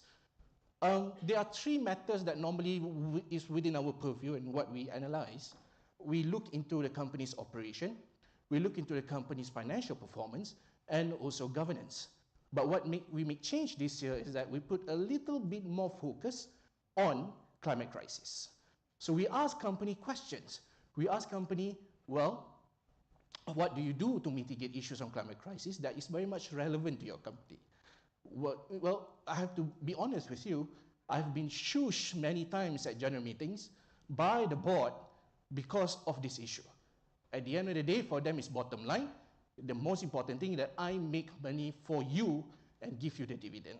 I've also been tapped on my shoulder a few times at general meeting because it is something that is not an important issue. How much return is at the end of the day still the fundamental outcome and questions that people are looking for. But at MSWG, what we do, well, we don't care. We still ask those questions. We still push companies to do better. So I would like to share with you two case studies, two examples of companies that we actually push this agenda and raise the concern about climate crisis. The first one is a company, well, they are located on southern part of the peninsula. It's called Guangchong Berhad. Guangchong Berhad is a company that produces cocoa, that technically produces cocoa for the manufacturing of chocolates. Ladies and gentlemen, I have a very sad news to share with you, that there's a study that just been presented for which chocolate or cocoa will extinct by the year 2050. It's a sad news for me, particularly because I love chocolate. So just imagine, by 2050, there's no more chocolate for us, for the next generation. We may have to rely on on preservatives, on other alternatives for sugar. So how does it impact companies, listed companies on this matter? For this company, it doesn't technically diversify its business. It's purely 100% work on cocoa manufacturing. So they import cocoa from the Ivory Coast. We used to have cocoa, and Malaysia used to produce cocoa back in the 80s. Our cocoa is one of the best and top in the world. But because of insects and the use of pesticides, well, our cocoa trees technically wipe out throughout Malaysia. So that's the reason why we have to now import cocoa from the Ivory Coast. Well, the problem then now is that there's an issue in Ivory Coast that impacted the supply of cocoa. What was the issue is that, number one, Ivory Coast is faced with a massive flooding. And why is it massive flooding? It's because of climate change. So because of that, technically it also grew up a pesticide, which called, one moment here, I think the slides is a bit slow. Yeah, so it triggers a shortage of supply within the ecosystem. Now, in Ivory Coast, technically, where the plantation of cocoa is and where this company took the supply from, there's a massive reduction of areas for which it can technically harvest cocoa. So by 2050, you'll be able to see the land mass for cocoa harvesting is getting lesser and lesser. It's getting smaller and smaller. You have a massive flood, like I mentioned just now, happening in Ivory Coast. And the biggest challenge now is this cocoa swollen shoot disease that is eating up all of your cocoa and eating up all of your chocolates slowly. Because of this issue, technically what happened is that the cocoa prices has increased. And it increased significantly. And it increased to an extent of up to 98% within the period of just 1 year. So the supply, because the supply is less, the demand is more, and you can't just get cocoa. That's also the reason why the chocolate sales have technically declined in the recent months. You'll be able to see people have started to look for all the alternative. Well, apparently, JP Morgan says that people are resorting to products like cookies and salty snacks, which I don't think so because I still eat my chocolate every day. So, ladies and gentlemen, we don't ask hard questions at MICG, but we ask simple and pertinent questions. And these are the questions that we raise to the company. How do you manage this situation? How you manage the cocoa production now, and how you're going to manage the supposedly extinction of cocoa in the next, well, less than 30 years. Well, we do have, we would not have a very well answered question because I think it's very much difficult. According to them, it's very much difficult to predict what happened in the next 30 years. You know, you may be able to turn this around, but fundamental is that with us asking this question, it gets the company to start think and start to strategize as this watchdog is going to keep on barking on these issues to them. I'll get to a point why I raise all this later. The second bit is also on a company called MSM. I'm sure a lot of you know MSM is a sugar-based company that provides, that technically produces sugar for Malaysia. At this juncture, we don't have much sugar cane in Malaysia. Why? People are not interested in planting sugarcane. People may want to resort to do palm oil more. That's a fact. So we have to import sugarcane. Sugarcane is imported technically from South America, and now, of course, there's an issue about importing similar to cocoa, and not extinct, but it's, import barriers, as well as cost of importing is increasing. And that's the reason why that impacted the financial performance of the company. So we asked the question at the general meeting, how do the company manage this? Well, the simple answer is, technically, they do have a buffer in importing sugar canes for the companies, and yep, they're trying to find other alternative and resources in order for them to mitigate the supply of sugar cane. They're also working with the government to ensure that the local farmers are more interested in planting sugar cane. Well, hopefully, if you guys have land, please do consider planting sugar cane, because we need sugar. Again, like chocolate, I also love sugar, and also I have to have drinks in my sugar. So it's a stable food. Malaysian being Malaysian. Well, ladies and gentlemen, again, at the end of the day, the question is, who cares? Siapa peduli? Well, the answer to this is both parties must care. The company must care, the shareholders must care. The company must care in the sense that do consider the viability of the company. The first example, it doesn't diversify its business at all. 100% of your business production is from cocoa. Just imagine, you are going this for a long run with us as a shareholder. By the next 20 years, if cocoa is no longer around, what do you do with the company? You wind down, you delist. What will happen to the shareholders? What will happen to the value of the shares? That's one. Number two, communication. These past 2 days, if we able to chart the technical terms that has been used, I'll be honest with you, it's so much complicated. We attend AGMs from the largest of the largest companies to the smallest of the smallest companies. From Klang Valley, up north, down south, to the Borneos. The understanding of terms that is being used varies. If you're in Klang Valley, you'll be able to speak to the larger companies, you talk about decarbonization, wow, they'll be like, I got the idea. But if you go to certain, outside of Klang Valley, some of these directors may not even understand the concept of decarbonization, what more about sequestration, what more about all your big jargons on sustainability. Communication is important, communication must be made simple. That's our message from MSWG. The third one is for shareholders. I believe every single one of you here today, either directly or indirectly, are investor and investing, whether it's in equity market, whether it's in unit trust, or any other parts of the capital market products. Exercise your rights. You have a right to voice, you have the rights to raise concern, you have the rights to then speak up and vote at the general meeting. It is a very lonely journey if MSWG continue to do this, but we will continue to do this, but we want your support from the other shareholders to help us make change, particularly in companies, particularly in how they manage their climate issues. Ladies and gentlemen, thank you to CGM for inviting me. I hope next year I can come back and I can share with you more of our findings. This is just the two. I just took over for 6 months. These are the 2 things that we have just pushed. We hope that we can push more. We hope I can share with you more outcomes from what we have done. Thank you and have a good day. Thank you, Doctor. What a scary presentation, because a world without chocolate is inhabitable for me. I cannot live without chocolate. All right, ladies and gentlemen, let's proceed further with our next keynotes, key sustainability focus areas for Asia, which will be presented by the head of Asia Pacific ESG Client Engagement, S&P Global. She focuses on helping financial institutions integrate sustainability into their workflows and reporting requirements. Ladies and gentlemen, let's welcome Sanya Joseph to the stage.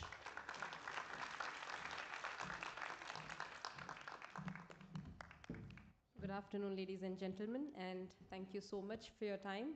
We at S&P Global are delighted to be here, and we would love to thank our dear hosts, Climate Governance Malaysia, for facilitating this forum, which allows us to come together as a group to discuss all things sustainability. Now, in the course of this year, I have traveled extensively in Asia and spoken to a lot of asset managers, financial institutions, corporates. And what I'm going to talk about in the next 15 minutes is essentially distilled from those conversations. Now, there are certain topics and themes that keep coming up, and these are also themes that we at S&P Global believe are going to be really pertinent and relevant in the next 12 to 18 months. So, broadly speaking today, in the next 15 minutes, I'll be covering 4 themes around biodiversity, physical risk, reporting regulations, and sustainable finance. So the importance of biodiversity has been actually established even when we had Mr. Mohammed from PNB present, but why nature and why care? Right now, we believe that nature is critical for achieving net zero. As you can see from the slide here, that when you look at the wetland soils, the boreal forest and the temperate grasslands, even the tropical forest, the soil itself acts as a big source or big sink for carbon. Right now, imagine the kind of potential we would have if we can complement the carbon capture capabilities of soil with the advancements that we are doing in carbon capture and storage technologies. Now, to put things into perspective, the world forests, they absorb around 15.6 gigatons of carbon dioxide emission, which is essentially 3x the times of the annual United States emissions. Right, so we believe that by focusing on nature-based solutions, it definitely takes us closer to the Paris Agreement. Right, and this is a view that has also been supported by the 2023 report that was published by the World Economic Forum, where it listed the loss of biodiversity as the 4th most critical challenge that we as a world need to address in the next 10 years. But we also understand that this is an easier said than done challenge because it's a hard balance to strike between how we come up with initiatives that can help with energy transition while minimizing the impact on biodiversity. Right now, let me give you an example. At S&P Global, we did this study. We looked at around 30,000 mines, which was mining for key minerals needed for energy transition. So these were mines that were mining for cobalt, copper, graphite, lithium, etc. And we overlapped these mines with key biodiversity areas to see how many of these mines were actually overlapping or located in these nature critical areas. Almost 29% of the mines that were operating or were in the exploration phases were actually located in a KBA, right? So, and hence we understand it's a fine balance to strike. Now, if as a corporate I have to adopt a nature positive attitude, then that would essentially mean that I need to start by setting out nature related commitments. Right now, the graph on the top represents the number of companies across various regional indices and how many of those companies have actually set any nature related commitments. Now, as you can see, Europe leads the pack with around 35% of the companies in the S&P Europe 350 that has actually set some nature-related commitments. Contrast that with 10% of the Asia-Pacific Large Mid-Cap Index and abysmal 5% of S&P 500, right? So you will see that most of this graph is denoted or is kind of like mostly gray than blue and green. The grays are essentially portions of companies which have not set any nature-related commitments. There are certain industries that lead the pack when it comes to setting biodiversity commitments. So electric utilities, multi-water utilities, food products, paper and forest products, they are the industries where we have seen a good adoption of either setting a no deforestation commitment or setting nature-positive commitments. But a lot needs to be done. Now, with the loss in biodiversity, with the loss in natural cover, with soil erosion, with increased commercial buildings, etc., it is not surprising that we are seeing an increase in climate hazards in the last couple of years, right? Which brings me to my second theme around physical risk. Now, when we did this research on how physical risk is supposed to impact the world, we all understand that everyone's going to be impacted by physical hazards. But that impact is not going to be equally distributed across all regions. If you look at Europe, Europe is expected to lose only 1% of its GDP because of these physical risk-caused calamities. While if you look at East Asia, almost 5% of GDP is at risk, and South Asia, you have almost 15% of GDP that is at risk from these physical hazards. Even the kind of physical hazards that we are facing is not uniform, right? We all understand that obviously temperature is going to be a key concern for all regions. Now, if you look at Europe, the key concern for Europe is going to be water stress, not extreme heat as much. But look at East Asia and look at South Asia, the key drivers of these hazards or the key drivers of impact is essentially going to be temperature, it's going to be water stress, but it's also going to be multiple types of floodings. When we zoom into Malaysia specifically and we look at the companies that are part of the KLSC 30 index, and we look at where these companies' assets are located, and we see which hazards are these assets most susceptible, we pretty much get a similar answer, where most of the companies in the KLSC 30 seems to be quite susceptible to it seems to be quite susceptible to extreme heat, drought, as well as pluvial flooding. And this financial impact of these physical hazards, it's only going to increase with time, and it's only going to become severe with various SSP scenarios. Now, this is a quick illustration of the map that we had created for Malaysia for flooding. Now, the areas in pink on the left-hand side essentially highlights the areas that are susceptible to fluvial flooding. And on the right-hand side, you will notice that there are a lot of areas highlighted in orange, which are regions which are quite susceptible to pluvial flooding. Right? So we understand that physical risk is going to have a material impact on the company's operations. It's going to have a financial impact, right? Now, which is why, as investors and shareholders, we need to be made aware of what this financial impact is going to look like. And we also need to know what a company's strategy is on addressing those concerns. Which is why, in the last couple of months, you would have seen an increased adoption in reporting frameworks like ISSP and TCFD. And while there are a lot of countries and security commissions that has encouraged or even made it mandatory for corporates to start reporting on these reporting frameworks, we're also seeing an increase in regulations with regards to sustainability in areas like, or in regions like EU. I would specifically want to highlight two regulations that was recently introduced in EU. I think they have been delayed, but it's still quite relevant for this region here. The first regulation that EU introduced was the EU Deforestation Regulation, which is supposed to become effective by 31st of December, I think, next year. Now, the idea here is that across all EU member states, it will require companies that are importing a set of agri products to prove that none of their supply chains have contributed to the destruction of forests anywhere in the world. And the second regulation which has been put into effect is the Carbon Border Adjustment Mechanism, which essentially ensures that any product that is going to be imported into EU pays the same amount of carbon tax that's effective in EU, irrespective of the carbon tax that is in effect in the country that was producing that goods. Right? So what does it mean for countries that are exporting a lot of its goods to Europe? It means there's going to be deep scrutiny into the deforestation impacts of the production process. It's going to have a scrutiny, or it's going to have an impact on the prices that your importers will now need to pay for the goods that they are importing. Right? Now, because of this increase in scrutiny and supervision, we do foresee a lot of greenwashing.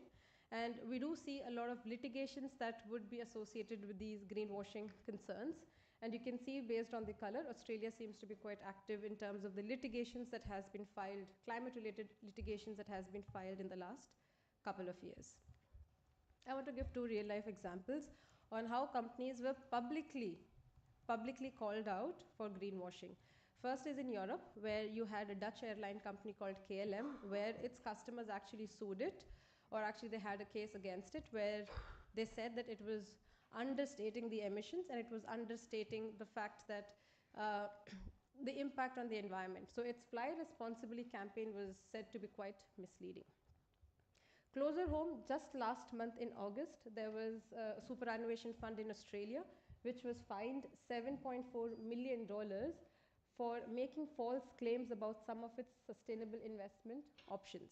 Mercer was the firm, and they actually admitted to the allegations and will now be paying that fine. Unfortunately, this is the world that we are living in. It's going to be a tough act to identify which are the companies that talk and which are the companies that walk the talk, right? Which is why it makes it essential for us to ensure that any company that we are putting our money in or we are engaging with needs to have a proper net zero commitment plan. And also, if you have the plan, how are you financing that plan, right? That's where the idea of sustainable finance is going to come into the picture. Now, you will notice that in the last couple of years, that's the green chart on the top, there has been an increase in the issuances of green, social, and sustainability linked bonds. It peaked in 2021. There was a bit of a dip in 2022, but 2023 and 2024 are expected to be great recovery years for these bonds. When you look at the top 10 countries that have issued these sort of like bonds, it's very heartening to see that there are 3 Asian names in the top 10.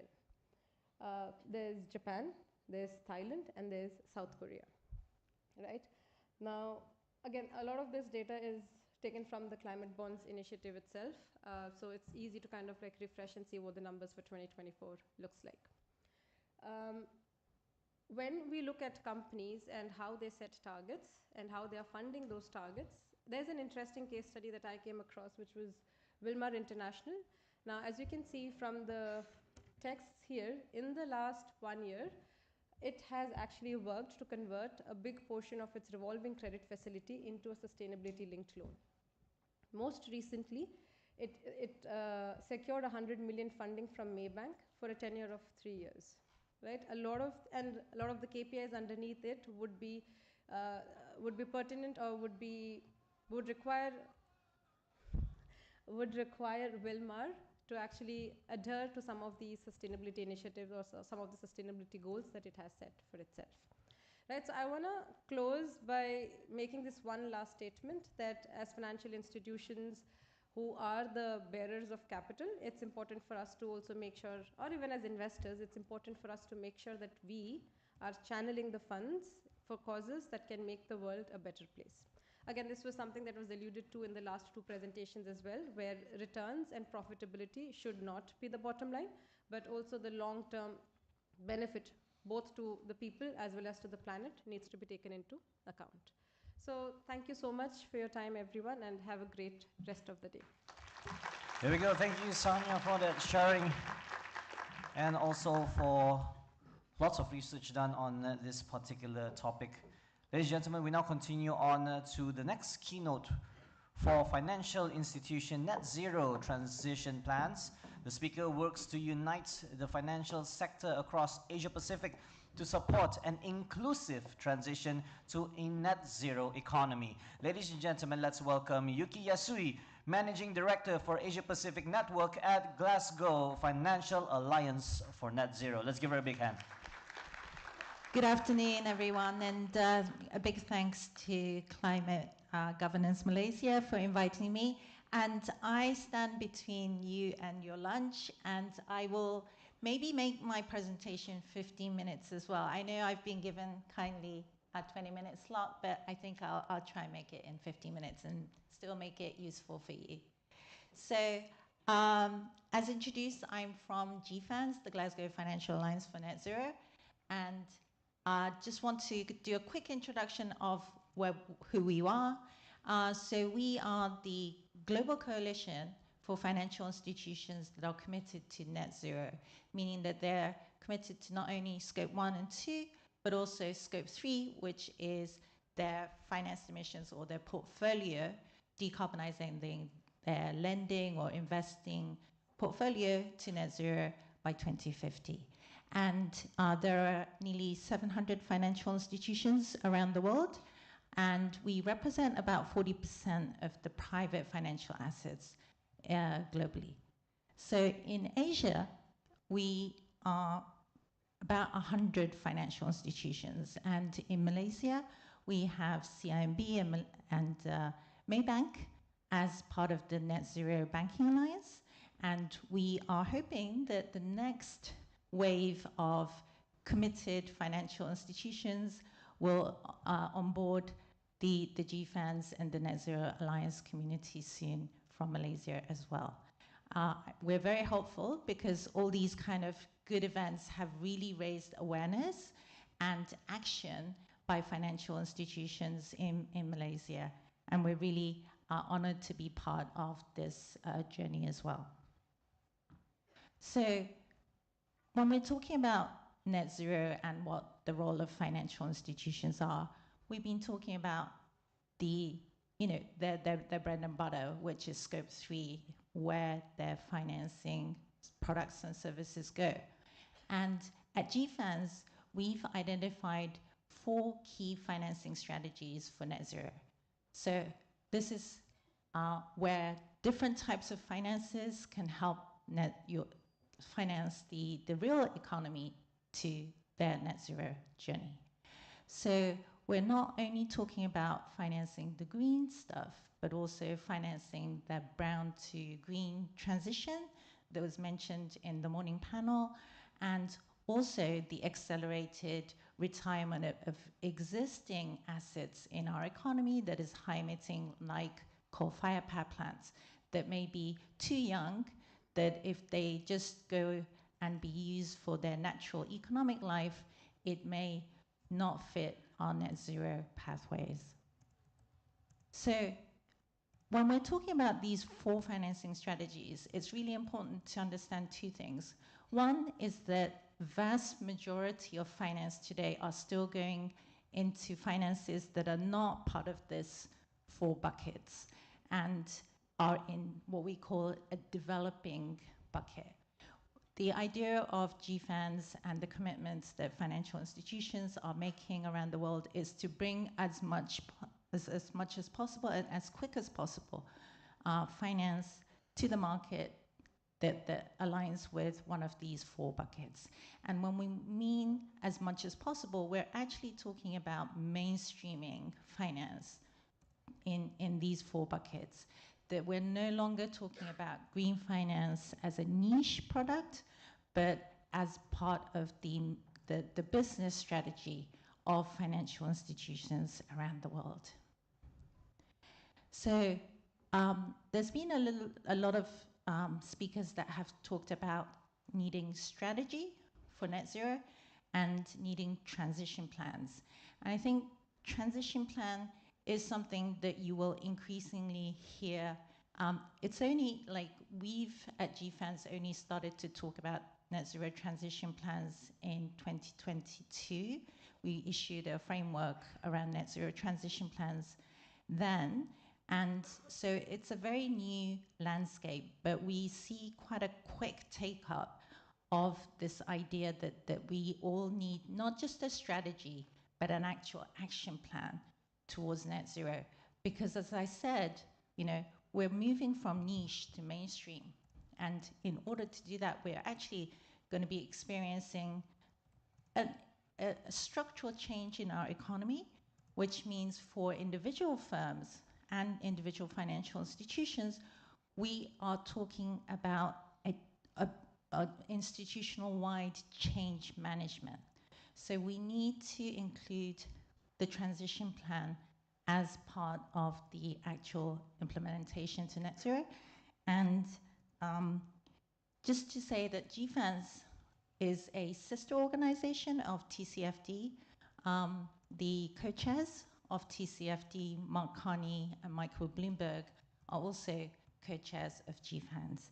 And so TCFD was looking at climate risk, and now what GFANZ is doing is we're talking about the actual solutions that we need now that we understand that climate risk is real, it's systemic, and it's irreversible. So a lot of the disclosure requirements are going to be shifting towards including not just about your risk, but also what you're going to do about that risk and the solution side of climate change. And ISSB in June this year has already announced that it will look at transition plans as part of the ongoing development of ISSB. And UK and other countries around the world are already starting to think about how they incorporate transition plans in their disclosure as well. Now, I just want to come to Malaysia quickly now. So we have been honored to partner with JC3 and BNM SEC to work actively in Malaysia on capacity building around net zero transition plans.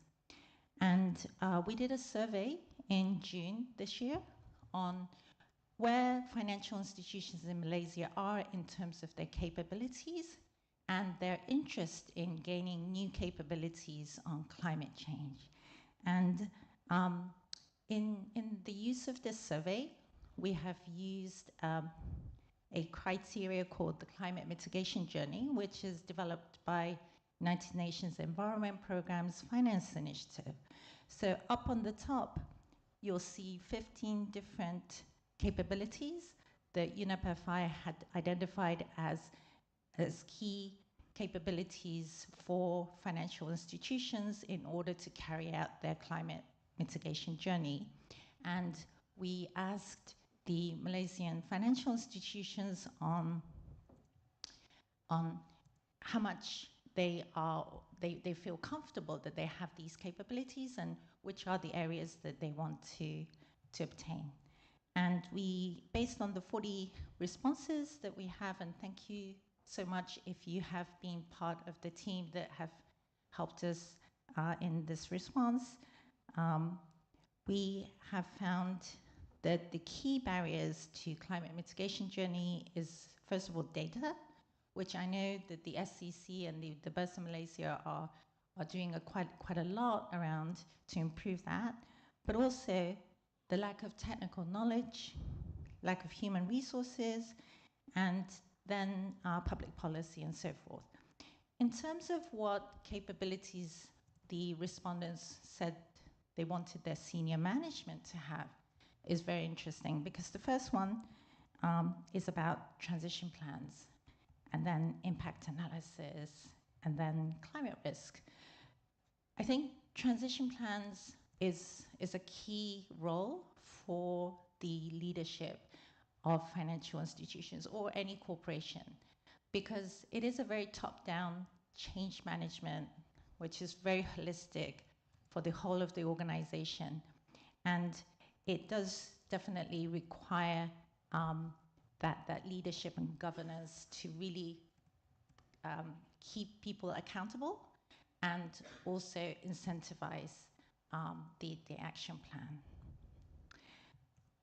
So with that, I just want to introduce what the GFAN's Net Zero Transition Plan framework actually looks like. And a lot of the financial institutions that are part of GFAN's are developing their transition plan using this framework. So it is actually quite similar to the TCFD framework, and we also identify that a lot of the efforts that financial institutions and corporates have been doing on sustainability are built on this plan. So the more you have already done your sustainability journey, the easier it is to do this plan. Having said that, if you are still like in that learning development, I think it's not too early to start this framework, even while you are still doing your baseline assessments of your financed emissions or doing your climate impact analysis and so forth. Now, the key part of this framework, of course, we'll start with governance because this is a governance summit, but is that leadership and culture and accountability and incentives. And here, one of the key messages is that capacity building, that we are no longer talking about sustainability capacity for a small group of ESG experts in a small team within a big organization. We're talking about sustainability expertise being required in all different types of departments across an institution. So it's a little bit like digitalization. You need IT experts, but you yourself need to use the computer on a day-to-day basis. And sustainability is becoming that kind of skill. So this actually mirrors the Malaysia survey that we did, that that reskilling, upskilling, and capacity building is a huge requirement and also a need right now. So it's good that Malaysia survey has revealed that, you know, FIs in Malaysia are already understanding that that's a need.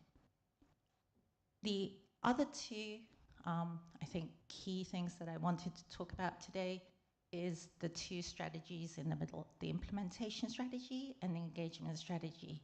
And both of them actually have been talked about by previous speakers today.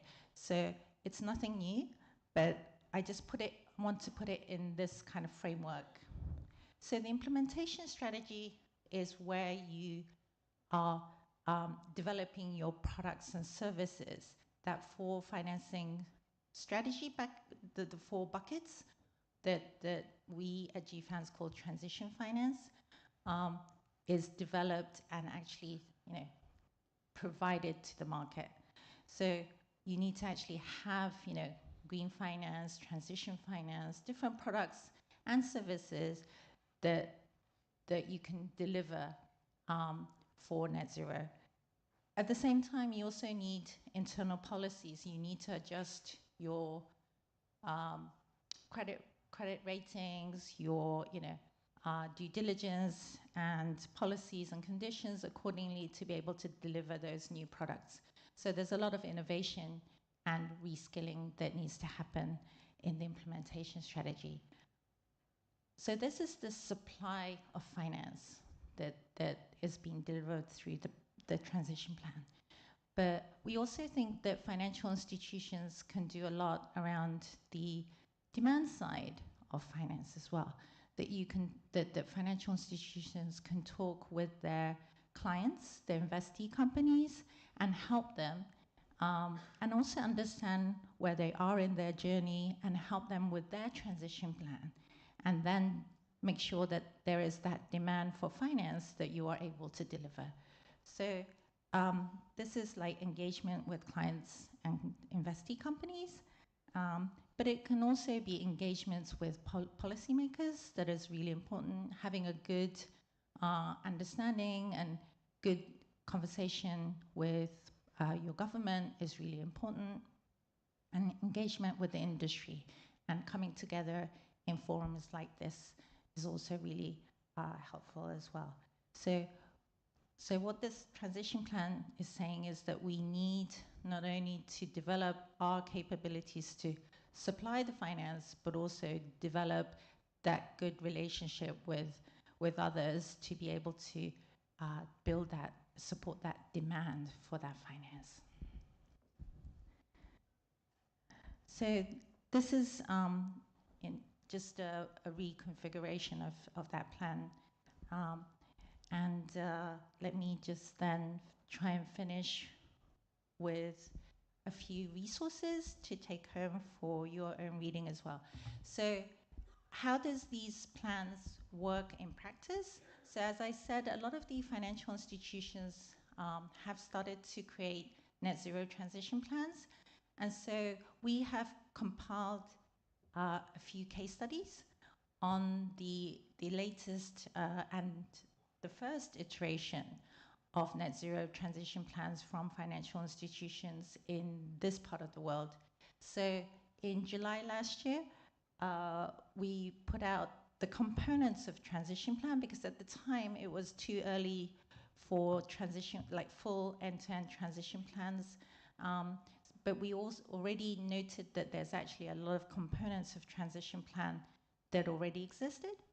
And that's why I said that, you know, net zero transition plan isn't something new, that it is built on, you know, experience. And then this year, we have already seen quite a lot of transition plans end to end, and these are featured in this report. Also, let me see if there was one more slide. Yeah, this one is more of a capacity building material. So this is developed by our GFANS global team in London and New York. And basically it's called Workshop in a Box, and it's like a self-learning material that you can like just teach yourself.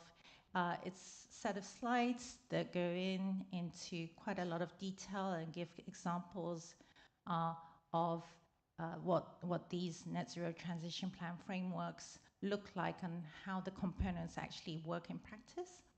And the last one is the newest one, which is on some case studies around transition finance. So what does a climate solution look like? What does a supporting that brown to green decarbonization journey look like? And we call it aligning finance, look like, or manage phase out. So I hope these are very useful resources. And in Malaysia, GFANS has been working with JC3 on developing capacity building courses in Malaysia that work around these themes, and we'll be continuing to do more workshops in the next few months as well. Thank you very much for listening. There we go. Thank you. Give it up for Yuki Yasui once again, ladies and gentlemen. And also, Yuki, we appreciate that you are finishing up earlier ahead than what you're supposed to. Thank you so much. And ladies and gentlemen, before I let you all leave for lunch, just one small cooperation. If you would kindly scan the QR code, which we will show on screen right now, for you to fill up our survey form. Now, understand every event has its own weaknesses, and we would like to get some feedback from you. Probably some strengths. We would like to get some comments as well on how we can improve further. What do you like? What do you dislike? Or maybe what you can recommend for our future events. We would very much appreciate if you can do this, because then we can further improve our next coming events. Ladies and gentlemen, as you are filling out our online survey form, I'm pleased to announce that lunch has been served. We will now proceed with a lunch break. The masterclasses and the workshops will start at 2 p.m. sharp. So please join your respective sessions based on the location provided. Now you may refer to the WOVA app for this. And as you leave, ladies and gentlemen, please do not forget your personal belongings. I wish you a fruitful masterclasses and workshops, as well as a pleasant lunch ahead. Thank you, everyone. We'll see you at the masterclass and workshop. Have a pleasant afternoon ahead. See you.